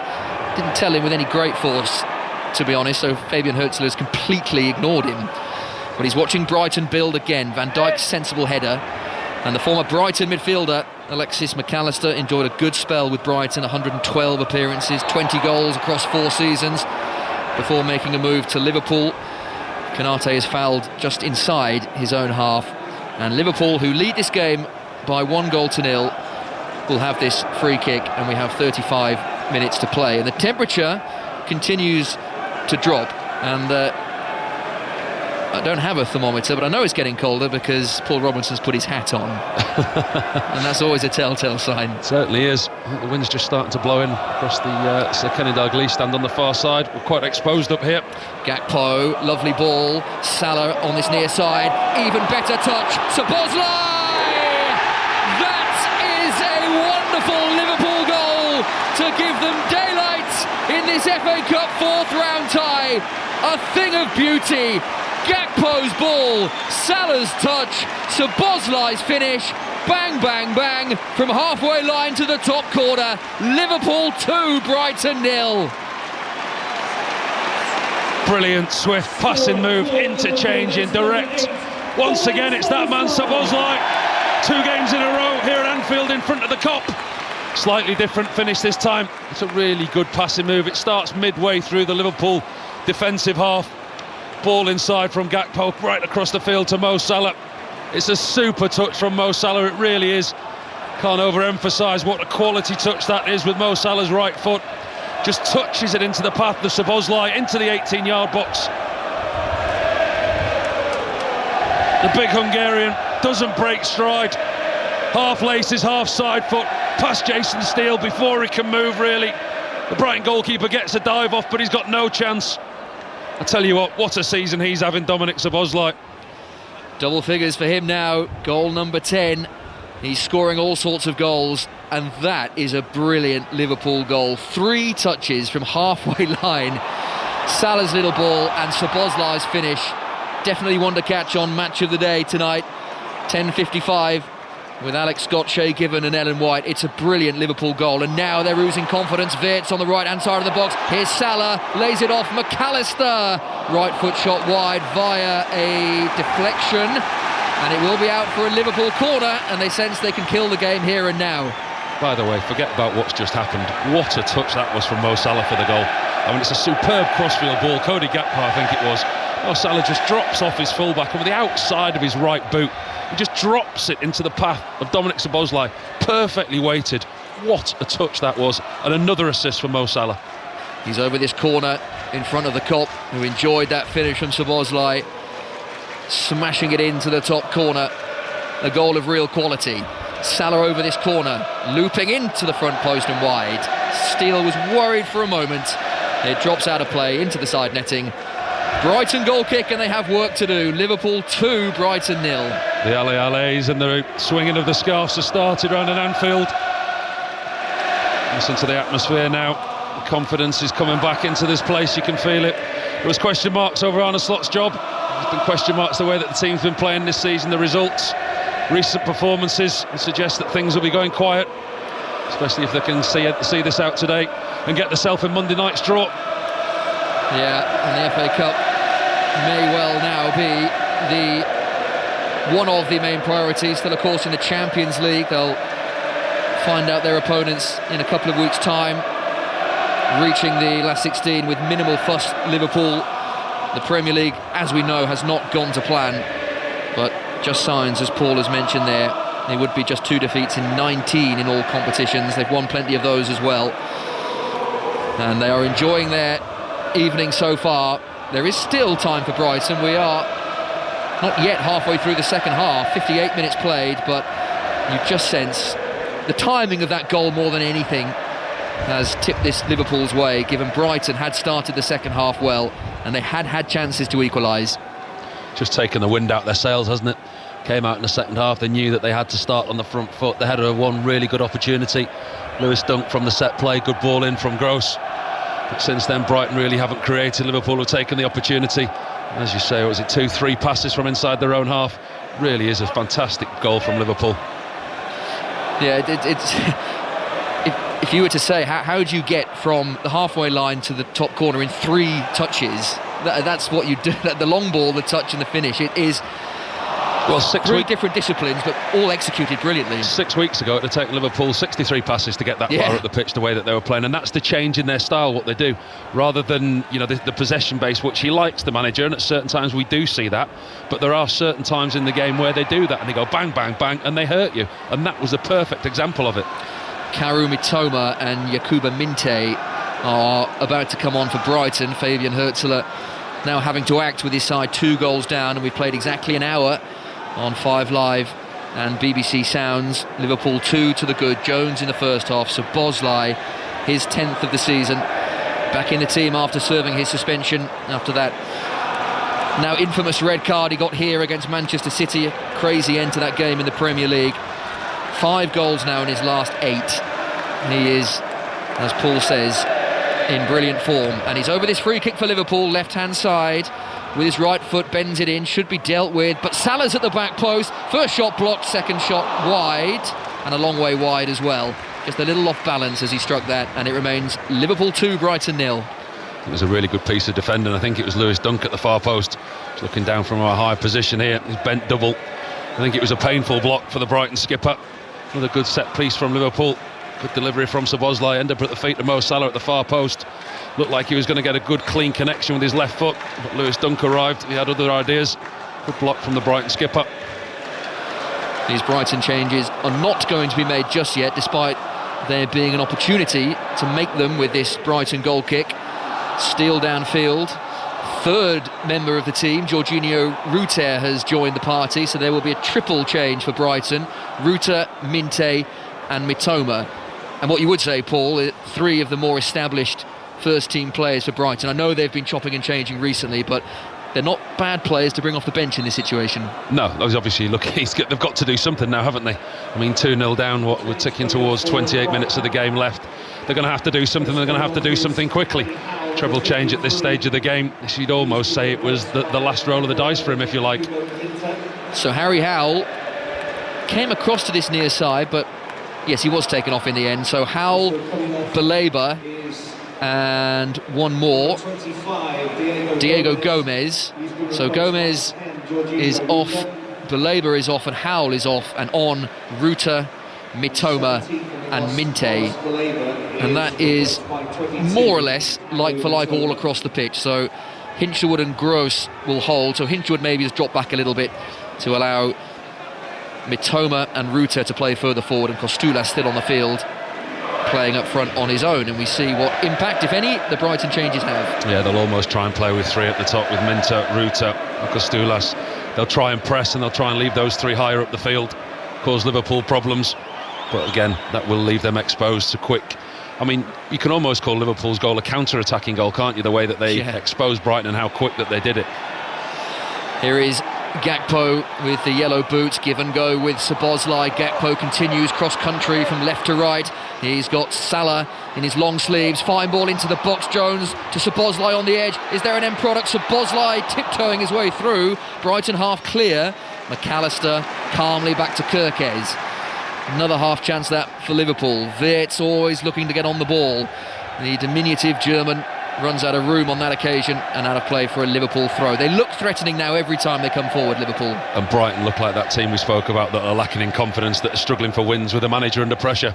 All of a sudden Liverpool have put the foot down in this second half. They've asserted their dominance. They've got the second goal, and at the moment they're completely in control of this football match. And the Liverpool fans are responding. Throw level with the edge of the Brighton penalty area. Liverpool don't really possess a long throw. In fact, they actually did go long from Kirkes, but no one read it, and it's had to play for a Brighton goal kick. It's the shortest long throw I think I've ever seen. Yeah. Very much in vogue this season, the long throw. First touch for the gloved Mitoma, and his layoff to Kadioglu. Kostulas will set off after this with optimism, but it was ill-founded optimism because Konate was easily across to cover. Jones down the line, Szoboszlai's turn, out of play it goes. Liverpool have a throw. I like that for TCV. The gloved Mitoma. The gloved Mitoma. Wonder what type of establishment that one would be. Doesn't sound like a pub though, does it, the gloved Mitoma? That's more a bar at a Christmas market, isn't it? Well, there you go, that's one for discussion for the pod.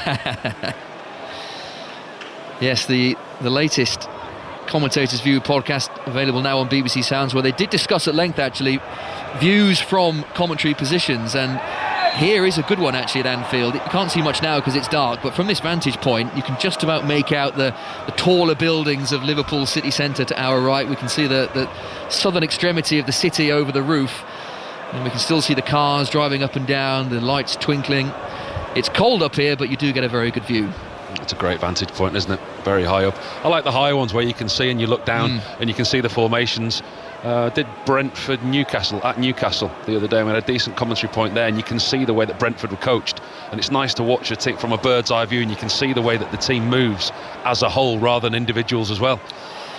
Paul Robinson, former England international, with us on 5 Live BBC Sounds. Brighton are keeping quite safe possession at the moment. They were until Mitoma runs into Salah, And now Salah's on his bike, approaching the edge of the Brighton box. Infield, Chiesa, centrally positioned. Szoboszlai, the cries of shoot wherever and whenever he gets the ball. Salah now, angle of the penalty area, and Liverpool are just slowing things down with the comfort of this 2-goal advantage. Jones, who got the first goal, Szoboszlai, who got the second, and now all the way back to Konate, who is just over halfway. Fabian Hürzeler comes hurtling off his bench right to the edge of his technical area, clapping his hands. He wants a little bit more effort from his side. Hinshelwood will run away with it. Minte, not a good ball, Hinshelwood. Minte was in space and making a very good dart down the right, but Hinshelwood's ball lacks the quality, and Liverpool have it back. Salah, glorious pirouette. He's away from Kadioglu, who's back at him. Salah, he's away from Kadioglu, palms him off into the box, onto his left foot. Fouled, is he by? He is. It's a penalty. It was Gross who fouled him. Salah goes down, Gross dangles the leg, and Liverpool have a penalty and a chance to see this game through once and for all. The Liverpool fans in the Kop are absolutely delighted, but the Brighton players are surrounding the referee. It will be to no avail, as you know. There is no technology here tonight. Mo Salah runs into the box. He runs at the fullback, Kadioglu. He almost puts his arm in his chest, just under his neck, pushes over Kadioglu right outside the 18-yard box. Brighton think that was a foul. There's a pull on the shirt from Gross. Mo Salah goes down. There's a slight bit of contact. Referee was on the spot, to be fair. He gave the penalty immediately. It won't be overturned. It won't be changed. It is a penalty. Brighton are very disappointed. They feel there was a foul in the build-up to that from Mo Salah on Kadioglu. But he does so well, Mo Salah. He drives into the box. He instigates the contact. There is contact. Yeah, it'll be one of those that would have been, I'm sure, looked at length. The potential Salah foul. It looked like at first sight that he was just stronger. The kind of palm off you might see today at Murrayfield or Croke Park, just out of the way. And then he was clipped by Gross, and the penalty is given, and you know who is standing over it, having won it, Mohamed Salah, in front of the Kop, to give Liverpool a 3-goal lead and surely a place in the 5th round of the FA Cup. Salah, hands on his hips, couple of steps to his right. Salah scores! An unerring penalty into the top corner. That's the confidence that we associate with Mo Salah.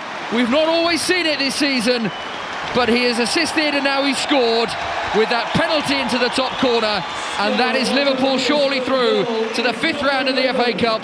Liverpool 3, Brighton 0. And with a tap of his chest on the Liverpool crest to the Kop, instigates a second cheer. That is the penalty of a man full of confidence. He's come back from the African Cup of Nations, a different player, full of confidence. It was a superb assist for Dominic Szoboszlai's second goal. He wins that penalty, and the only way you can describe that is dispatched high away to Jason Steele's left-hand side. Mo Salah with his left foot, whip power high into the top left-hand corner.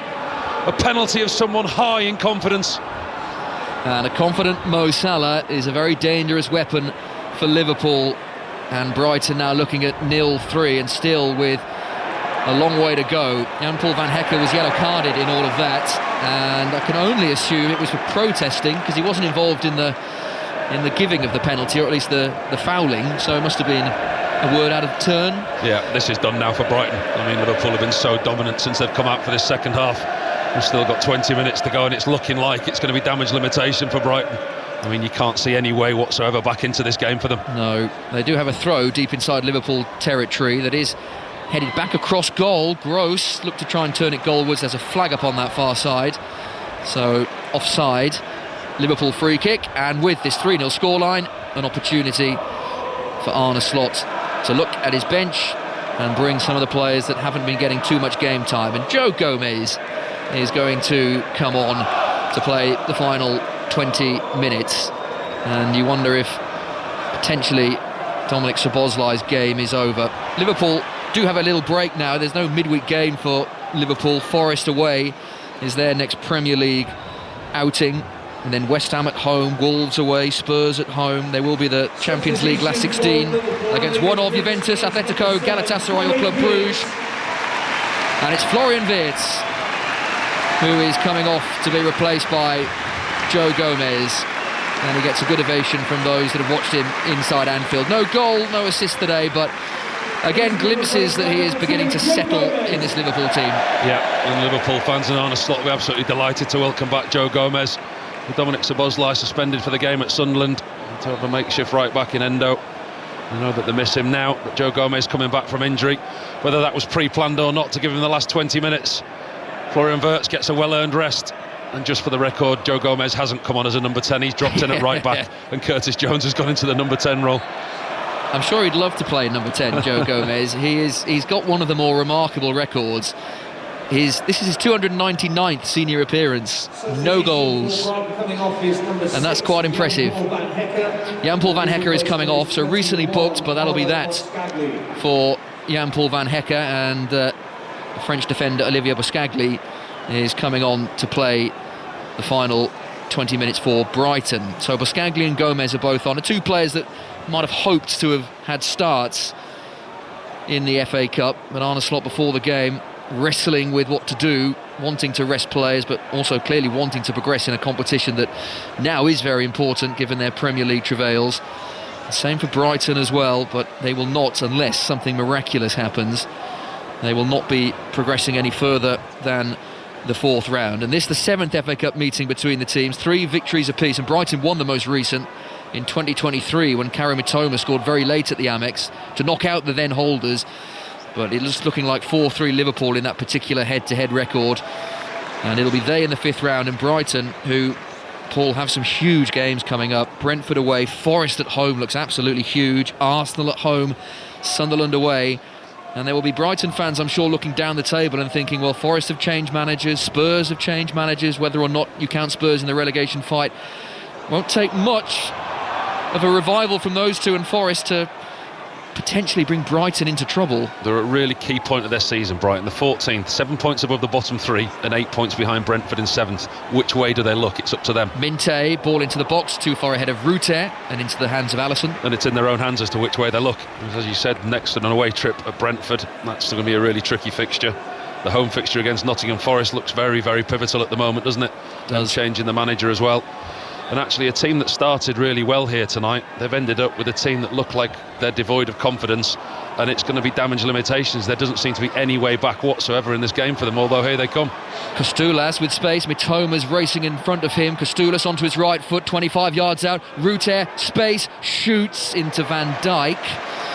Caught in two minds, potentially Ruter there, because he had Minte one side, thought about playing him in, went for the shot instead, and Van Dijk not to be beaten from there. Only once have they breached this Liverpool back line tonight in open play, and that was when Curtis Jones slipped. Everything's been in front of Van Dijk and Konate, and they've managed comfortably at the back, Liverpool. Yeah, there have been very few scares for Liverpool. Jones, the aforementioned Jones, who got the first goal, plays a lovely pass to Chiesa, who moved too soon. So flag up near side, and Brighton have this free kick in their right back position. Brighton, who genuinely are associated with progress, aren't they? They've had such a good recent spell with the managers that they've had. Doesn't matter who they lose player-wise, someone comes in and seems to ease Brighton into the next level, the next stage. But in Fabian Hürzeler, who, as we have heard, seems to have the backing still of the club's hierarchy, who really like what he's doing, but fans not so much, Paul. And the away fans here, to their credit, are still here and are still cheering their side on, but there will be a few chuntering back down south tonight. Here's Mitoma on the edge of the box. Now there's a space for Kadioglu to shoot, right foot over the bar via a deflection, because Szoboszlai threw himself in the way of that, and it's off him last, and Brighton have this corner, trailing as they do 3-0. Yeah, the only thing that they've had in this second half, Brighton, is from distance. It's all been very, very narrow, and when it's narrow, it's easy for Liverpool to defend against, because that's what they do is a back four: Gomez, Konate, Van Dijk and Kerkez. They just tuck in, they just narrow up. The best thing that Brighton can do from a Liverpool point of view is play within the width of that 18-yard box. It's been very easy for them to defend. Brighton corner, taken short, not very successfully. It's cleared. Salah with great acceleration, and he's through. Salah now being closed down by Mitoma, and Mitoma gets back to him. Well, Mo Salah, who is, what is he now, 33. The acceleration he showed there to race beyond his man and then have great strength to shove him out of the way. Mitoma got back to defend well, in fairness to him. It was vintage Salah. Here's Brighton moving forward again. Veltman to the recently introduced Minte, onto his left foot, shoots over the bar.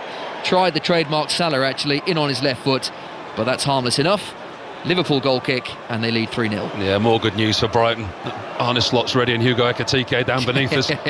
It's not been a good evening for Brighton. Early on they started well, when you come to a place like Anfield, you used to keep it tight for the first 20 minutes, start on the front foot, try and play in their territory if you like, and they did that, Brighton, and I thought, we're in for a real game tonight. Brighton, they didn't look like a team that was struggling, but as the games progressed, Liverpool have just asserted their dominance, and in all honesty they've just looked a better team. They have, and the man at the heart of everything they've done well tonight, Mo Salah, is being replaced. A goal and an assist.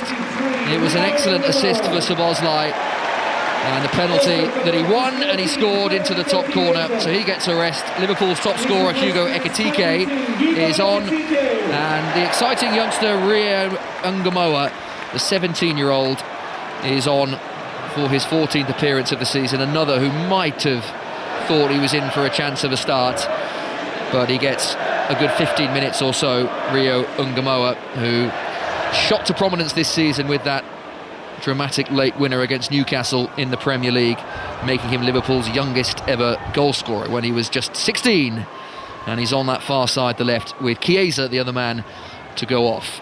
And as you say, Paul, that's if you're Brighton, you're thinking, I think you can keep Ekitike on the bench, thanks Arno, we don't need to see him, but he's on.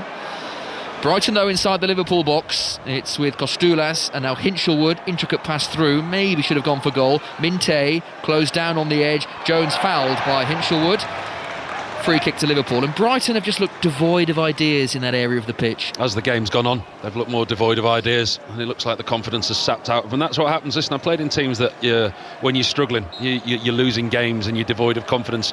You start the front foot, you start well, and then it doesn't take a lot for the confidence to be knocked out of you, and the creaks and the cracks to start appearing, because a losing run is a very difficult one to get out of, and a team in poor form, especially coming here to Anfield. Listen, you don't win here at the best of times, but actually the performance that they started with compared to what we're seeing now, it's night and day. This looks like a Brighton team that are beaten.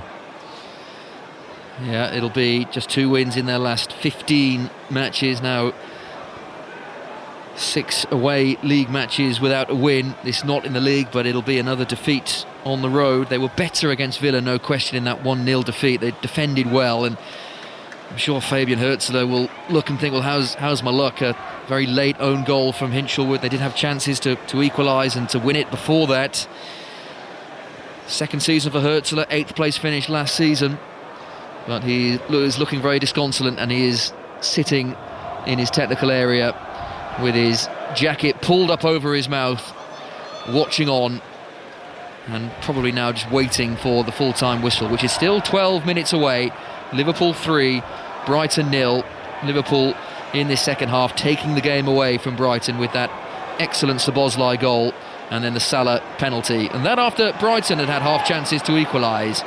Kostulas in the centre of the Liverpool half, the brightly coloured booted Mitoma, orange boots, cutting in field, his jet black hair flopping behind him. Gakpo robs him, roams forward, Karioglu's in the way, all very tight and congested in the middle of the park at the moment. Yeah, moving the ball around at the moment again, Brighton put to no avail. Liverpool quite happy, they're confident that the job's done. They're just going to see this game out. We enter towards the last 10 minutes.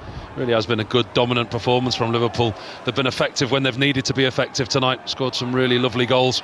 Ruter, it's a clever touch. Minte is on the edge of the penalty area. The low ball across is deflected and safely into the hands of Alisson. No harm done there. The right-footed cross was threatening until McAllister in the way, and that's easy for Alisson. Yeah, very comfortable for the Liverpool goalkeeper.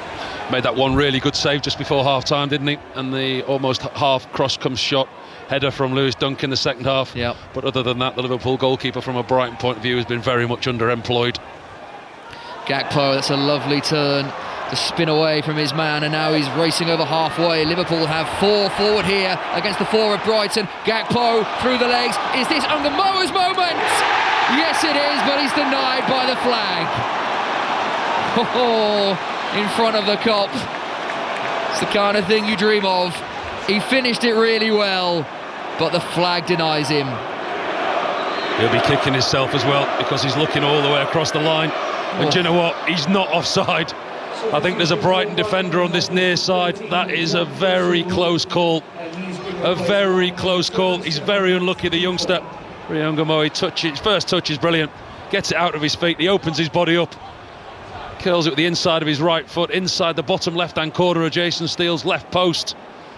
That, for me, it looked good. It looked onside. It was close, tight, but it looked onside. It did. From the replay we saw, he looked at no worse level. It was a very similar finish to the goal he scored against Newcastle. Actually, I know he took that one first time from across the penalty area from Salah, but this one he had a bit more time to think about it. Great first touch, good finish, but no goal, and it remains 3-0. Brighton have made a change meanwhile. Mats Wiefer's back from injury. Long layoff for him, and he's replacing Jack Hinchelwood. Wiefer's first appearance since late December because of a toe injury. And Brighton are building very slowly, and the enthusiasm has gone out of their play, you feel. Although Wiefer with a clever ball, there's no flag here against Gross. There is a flag, yeah, well spotted, Paul. The assistant referee, because there's such a kaleidoscope of colour behind him with all the Liverpool fans, some in red, some in not, it's very difficult to make out the assistant on that far side, but his fluorescent flag was raised. Liverpool free kick. They lead 3-0 and we have 8 minutes to play. Yeah, it's been a really good evening's work for Liverpool. Dominant really for the majority of the game. Brighton at times, they've had their passages of play. Now we see Alisson doing Cruyff turns on the edge of his 6-yard box. I tell you what, if I did that for some of the managers that I played for, the subs board would have been up by now. You wouldn't play again. No. Well, that was Alisson with, as Paul says, a Cruyff turn in the 6-yard box. He was closed down very quickly. Bit of Brazilian flair, did it well enough, but there's a couple of times he's very nearly been caught in possession. Of course, Liverpool's third round FA Cup win over Barnsley was convincing in a 4-1 win, but it was remembered more for that Szoboszlai touch, you might remember, where he tried to backheel it to Alisson, got it horribly wrong, and Adam Phillips scored to get Barnsley back in the game. Very nearly the same for Alisson, but he completed the manoeuvre successfully enough. And Liverpool now keeping very comfortable possession. They lead by 3-0, and it is the kind of evening that if you're Arne Slot you'll really enjoy. Not only are you winning this game comfortably, you've seen some really good goals. One of your big players seems to be back in form. One of your players who hasn't been in form has got a goal in Curtis Jones. You've been able to rest a couple of players. Wirtz now off the pitch, Salah off the pitch. The FA Cup 5th round beckons. Brighton free kick, foul by Jones just outside the centre circle, and he's had some difficult times this season, has Arne Slot, but this will be one of the better games, one of the more enjoyable games. I think the word is had. I think you look at where they were from match day 6 to 12, Liverpool lost more Premier League games than anyone in that spell. And actually when you look at the way that they've come out of that now, they're 6th, 2 points off 5th, 3 points off 4th. They finished 3rd in the Champions League table and progressing to the next round of the FA Cup. Mitoma, little ball down the inside left channel for Kostoulas. Konate comes across and Brighton have this corner in front of their own fans that have patiently remained in the Anfield Road stand away to our left. Cavernous 2-tier structure, relatively new, certainly the second tier. A few empty red seats beginning to appear now. Liverpool fans, those that are here, confident that their team is already through and beating the traffic, which is always pretty grim after a game at Anfield. Ball into the penalty area, Alisson punches away, Mitoma's on the edge of the box, Karioglu will not shoot, instead sensibly plays it to the corner taker Gross, who's still out on this left hand side for Brighton. Cruyff turn, Karioglu again with a ball into the box, that's headed away by Gakpo. Oh, Jones, had that touch been better, there was a real break on for Liverpool. They had 3 players forward. Wiefer has a gap inside right channel. Now Minte far side the right for Brighton, running at McAllister. He is away from McAllister, crosses in towards Gomez. That's headed away by Joe Gomez. We've got 2 Gomez on the field now. Diego for Brighton and Joe for Liverpool. Karioglu for Brighton. Square pass. Wiefer will shoot, and that, as they say, sums it all up for Brighton. Tame effort, didn't catch it, scuffs it wide. Liverpool 3, Brighton 0, 5 minutes to play. Yeah, that does sum up pretty much Brighton's evening, especially in this second half. They've offered very, very little other than from one set play. That's all that they've had really in this second half. Started brightly in the initial 2 or 3 minutes, but other than that, there's been 2 spells in the game from the offset right at the beginning of the game, and maybe the offset of the second half as well, where Brighton have actually looked slightly the better side. But other than that, Liverpool have bossed this game. They've been very, very comfortable. They've been in charge of it. They've looked like a team of champions tonight, and they look like a team that are slowly regaining the form. I know that Manchester City result will have hurt them here, but I think now that the dust settled, there's a little bit more time after that game, Arne Slot will look at that and say, OK, we were outplayed in the first half, but we were the better team in the second half.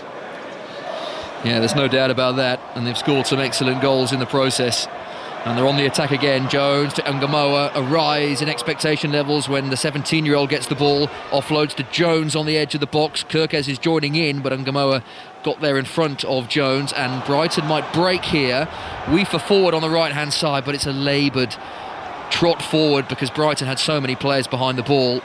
Not too many options for Weefer to find. Liverpool 3, Brighton 0 will be heading back to the Winter Olympics shortly because there's another medal chance for Team GB in the short track speed skating final. Noel Tracy goes in that very shortly. Mitoma's flashed cross, Van Dijk's header away. This will need to be further cleared by Szoboszlai. Not managed, and the volley from Mitoma is well saved. Alisson sharp to the end because he would have seen that very late. Mitoma with a snap volley, and Alisson, it was straight at him, but it was still a good save. Yeah, good save from the Liverpool goalkeeper. He got his angles right and his positioning right. The only thing that you can say for Mitoma is he hit it too well straight at the Liverpool goalkeeper. Mitoma's cross, Brighton still on the attack. Dunk offloads. The shot from Karioglu is wide via another deflection. So late Brighton pressure, but it's all a little bit too little too late because they trail by 3-0. More changes for Liverpool, and two of the youngsters, well, I say youngsters, Trey Nyoni definitely is coming on, the 18-year-old, and Calvin Ramsey's getting some minutes. Calvin Ramsey, who hasn't played too much since his move from Aberdeen, the 22-year-old right-back, only one appearance this season. He's coming on to play the final few moments. Brighton corner, headed away at the front post. Mitoma picks up the pieces, 20 yards out, backwards of square. Karioglu to Mitoma. That's just behind the Japanese international, so he has to scamper to this near side to ensure Brighton still have the ball. Gross, Karioglu, Mitoma, little triangle. Now the ball from Boscagli, hopefully hit towards the back post. Not a great header away by Szoboszlai. Minte onto his left foot. This is a shooting chance. Again refuses the invitation. Offloads to Karioglu, just on the edge of the box. Will Karioglu shoot here? They are creating these half moments, but at the moment no one is pulling the trigger, and then Karioglu plays it behind Rutte, who does well to keep it in play. He crosses with his left foot. The stooping, diving header will fall the way of Brighton on that right-hand side. Here is Rutte, right foot shot, wide. Oh, only just wide. Well, that was very nearly the consolation for Brighton. Rutte trying to whip it into that far corner, hit it well enough, but a couple of yards wide, and Liverpool remain 3 to the good. The Liverpool fans were complaining because Konate was down with a head injury. His initial defensive movement, the first build-up of that play, a really good defensive, brave clearance from Konate. Stayed down, Brighton carried on. It looks to be okay though. Konate, he's up as Liverpool look to make those substitutions. It was half a chance for Rutte. First bit of decent play from Brighton. Pull back to him on his less favoured right foot, inside of his right foot, misses Alisson's right hand post. And this double Liverpool change sees the end of Cody Gakpo and Curtis Jones' game. Curtis Jones, who got that goal in the first half, and he's played well. And Trey Nyoni, the 18-year-old academy graduate, coming on for his 7th appearance of the season, and also Calvin Ramsey, the right back, whose only appearance came in the League Cup defeat to Crystal Palace. So Liverpool 3, Brighton 0, 45 seconds of normal time to play. Let's head back to the Winter Olympics, the 1500 metres short track speed skating final. Take it away, Maz Faruqi. Oh, heartbreak for Noel Tracy, Chris, with 4 laps to go in this 1500 metres short track speed skating final. He has crashed out. Only 5 of the skaters that started this race remain. 9 of them lined up at the finish line. It's going to be won by Jens Wout, who won gold in the 1000 metres earlier this week, and he's mobbed by his teammates as he crosses the finish line. But Noel Tracy, who had navigated his way so safely through the quarterfinals and through the semi-finals, simply couldn't stay out of trouble in this, the biggest race of all, the final. It's a sport of such fine margins, and things simply didn't align for Noel Christie in this final this evening. Thank you, Maz. I feel I should apologise on behalf of the nation. I feel like I've jinxed that. 4 minutes added on here at Anfield. Shouldn't have said... No, never mind. Well, that's well, as mentioned, it's a brutal sport. I'm sure your words had no effect whatsoever. No, absolutely. As the old superstitions we talk about in football, the less superstitious you can be, the better. Yeah. Because if somebody else hasn't got the superstitions right in your team, then it doesn't matter whether yours are right or not, does it? If that's what you believe in. The best thing is to have as few as you possibly can, if any. That's a very good point.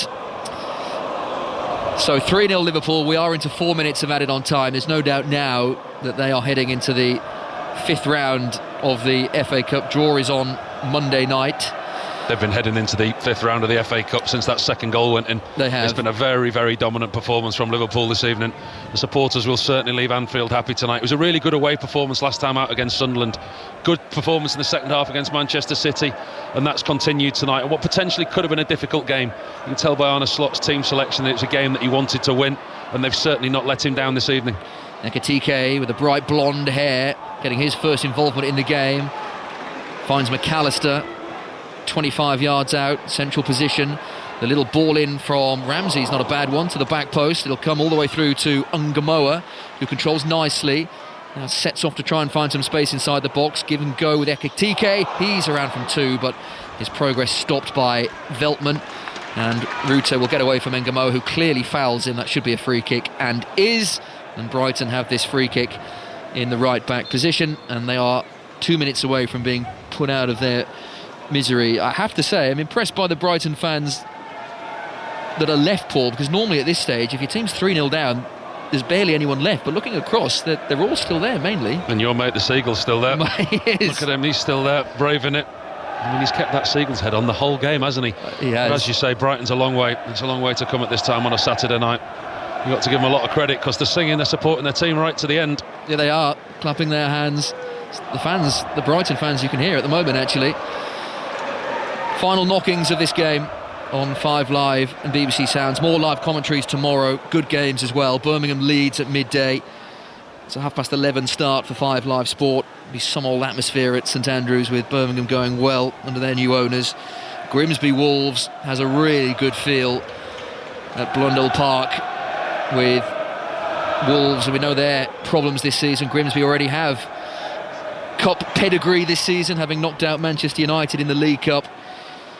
And then our commentaries on 5 Live go north of the border for a big game at the top of the Scottish Premiership, with Hearts still holding the advantage, and they head to Ibrox to face Rangers. That's a 4:30 kickoff. And our FA Cup commentaries continue on Monday with Macclesfield, who were the story of the 3rd round, beating holders Crystal Palace. They're up against Brentford. Coverage starting on 5 Live at 7. Final 30 seconds. Brighton determined to get something from this game. They're inside the Liverpool box, out of it now. Minte challenged, and this will be tiptoed clear by McAllister, who runs into Weafer. Brighton have plenty forward here. Karioglu, they've been in this position so often, have Brighton. Angle of the penalty area.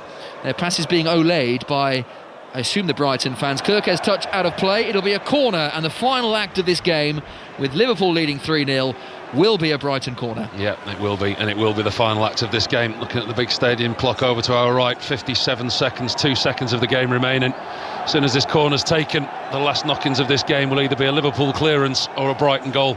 And the way that the game's gone for Brighton, my money's on a Liverpool clearance. Well, no, goal difference doesn't matter, but you just know that Alisson and his back four will want to keep this keen lean sheet intact, and they do, but only just, because that was a stooping header on the 6-yard box. It's over the bar, and that is that. Comfortable for the 8-time winners of the FA Cup. Liverpool are through to the 5th round. They have beaten Brighton by 3-0. A game that looked tricky, especially after the opening 10 minutes when Brighton came out to play. But as soon as Curtis Jones gave Liverpool the lead in the first half, you knew what was to come. Brighton gave it a go after half-time, but taken away from them with Dominic Szoboszlai's fine finish into a top corner made by Salah. Salah then won his side a penalty that he ultimately converted into the top corner. That was 3-0. That was that. Brighton did not have it in them to go again, and all in all, Paul Robinson, a comfortable night's work for Liverpool. Really impressive performance all round from Liverpool. you take a step back and you look at that performance as a whole, and I say it's been coming in recent weeks. Home performance here against Newcastle was impressive, but I think everyone, to a player tonight, they followed out Arne Slot's game plan. And I think the thing that I said in commentary, what I've been impressed with Liverpool recently, is they're playing more direct, and they're playing more direct quicker.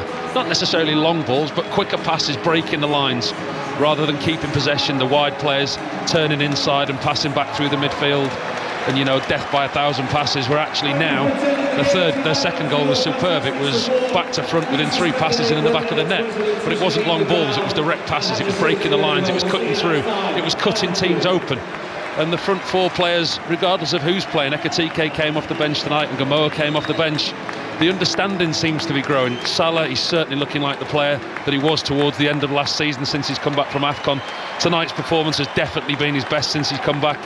Gakpo's been criticised in recent weeks. He looks like he's getting back to his best.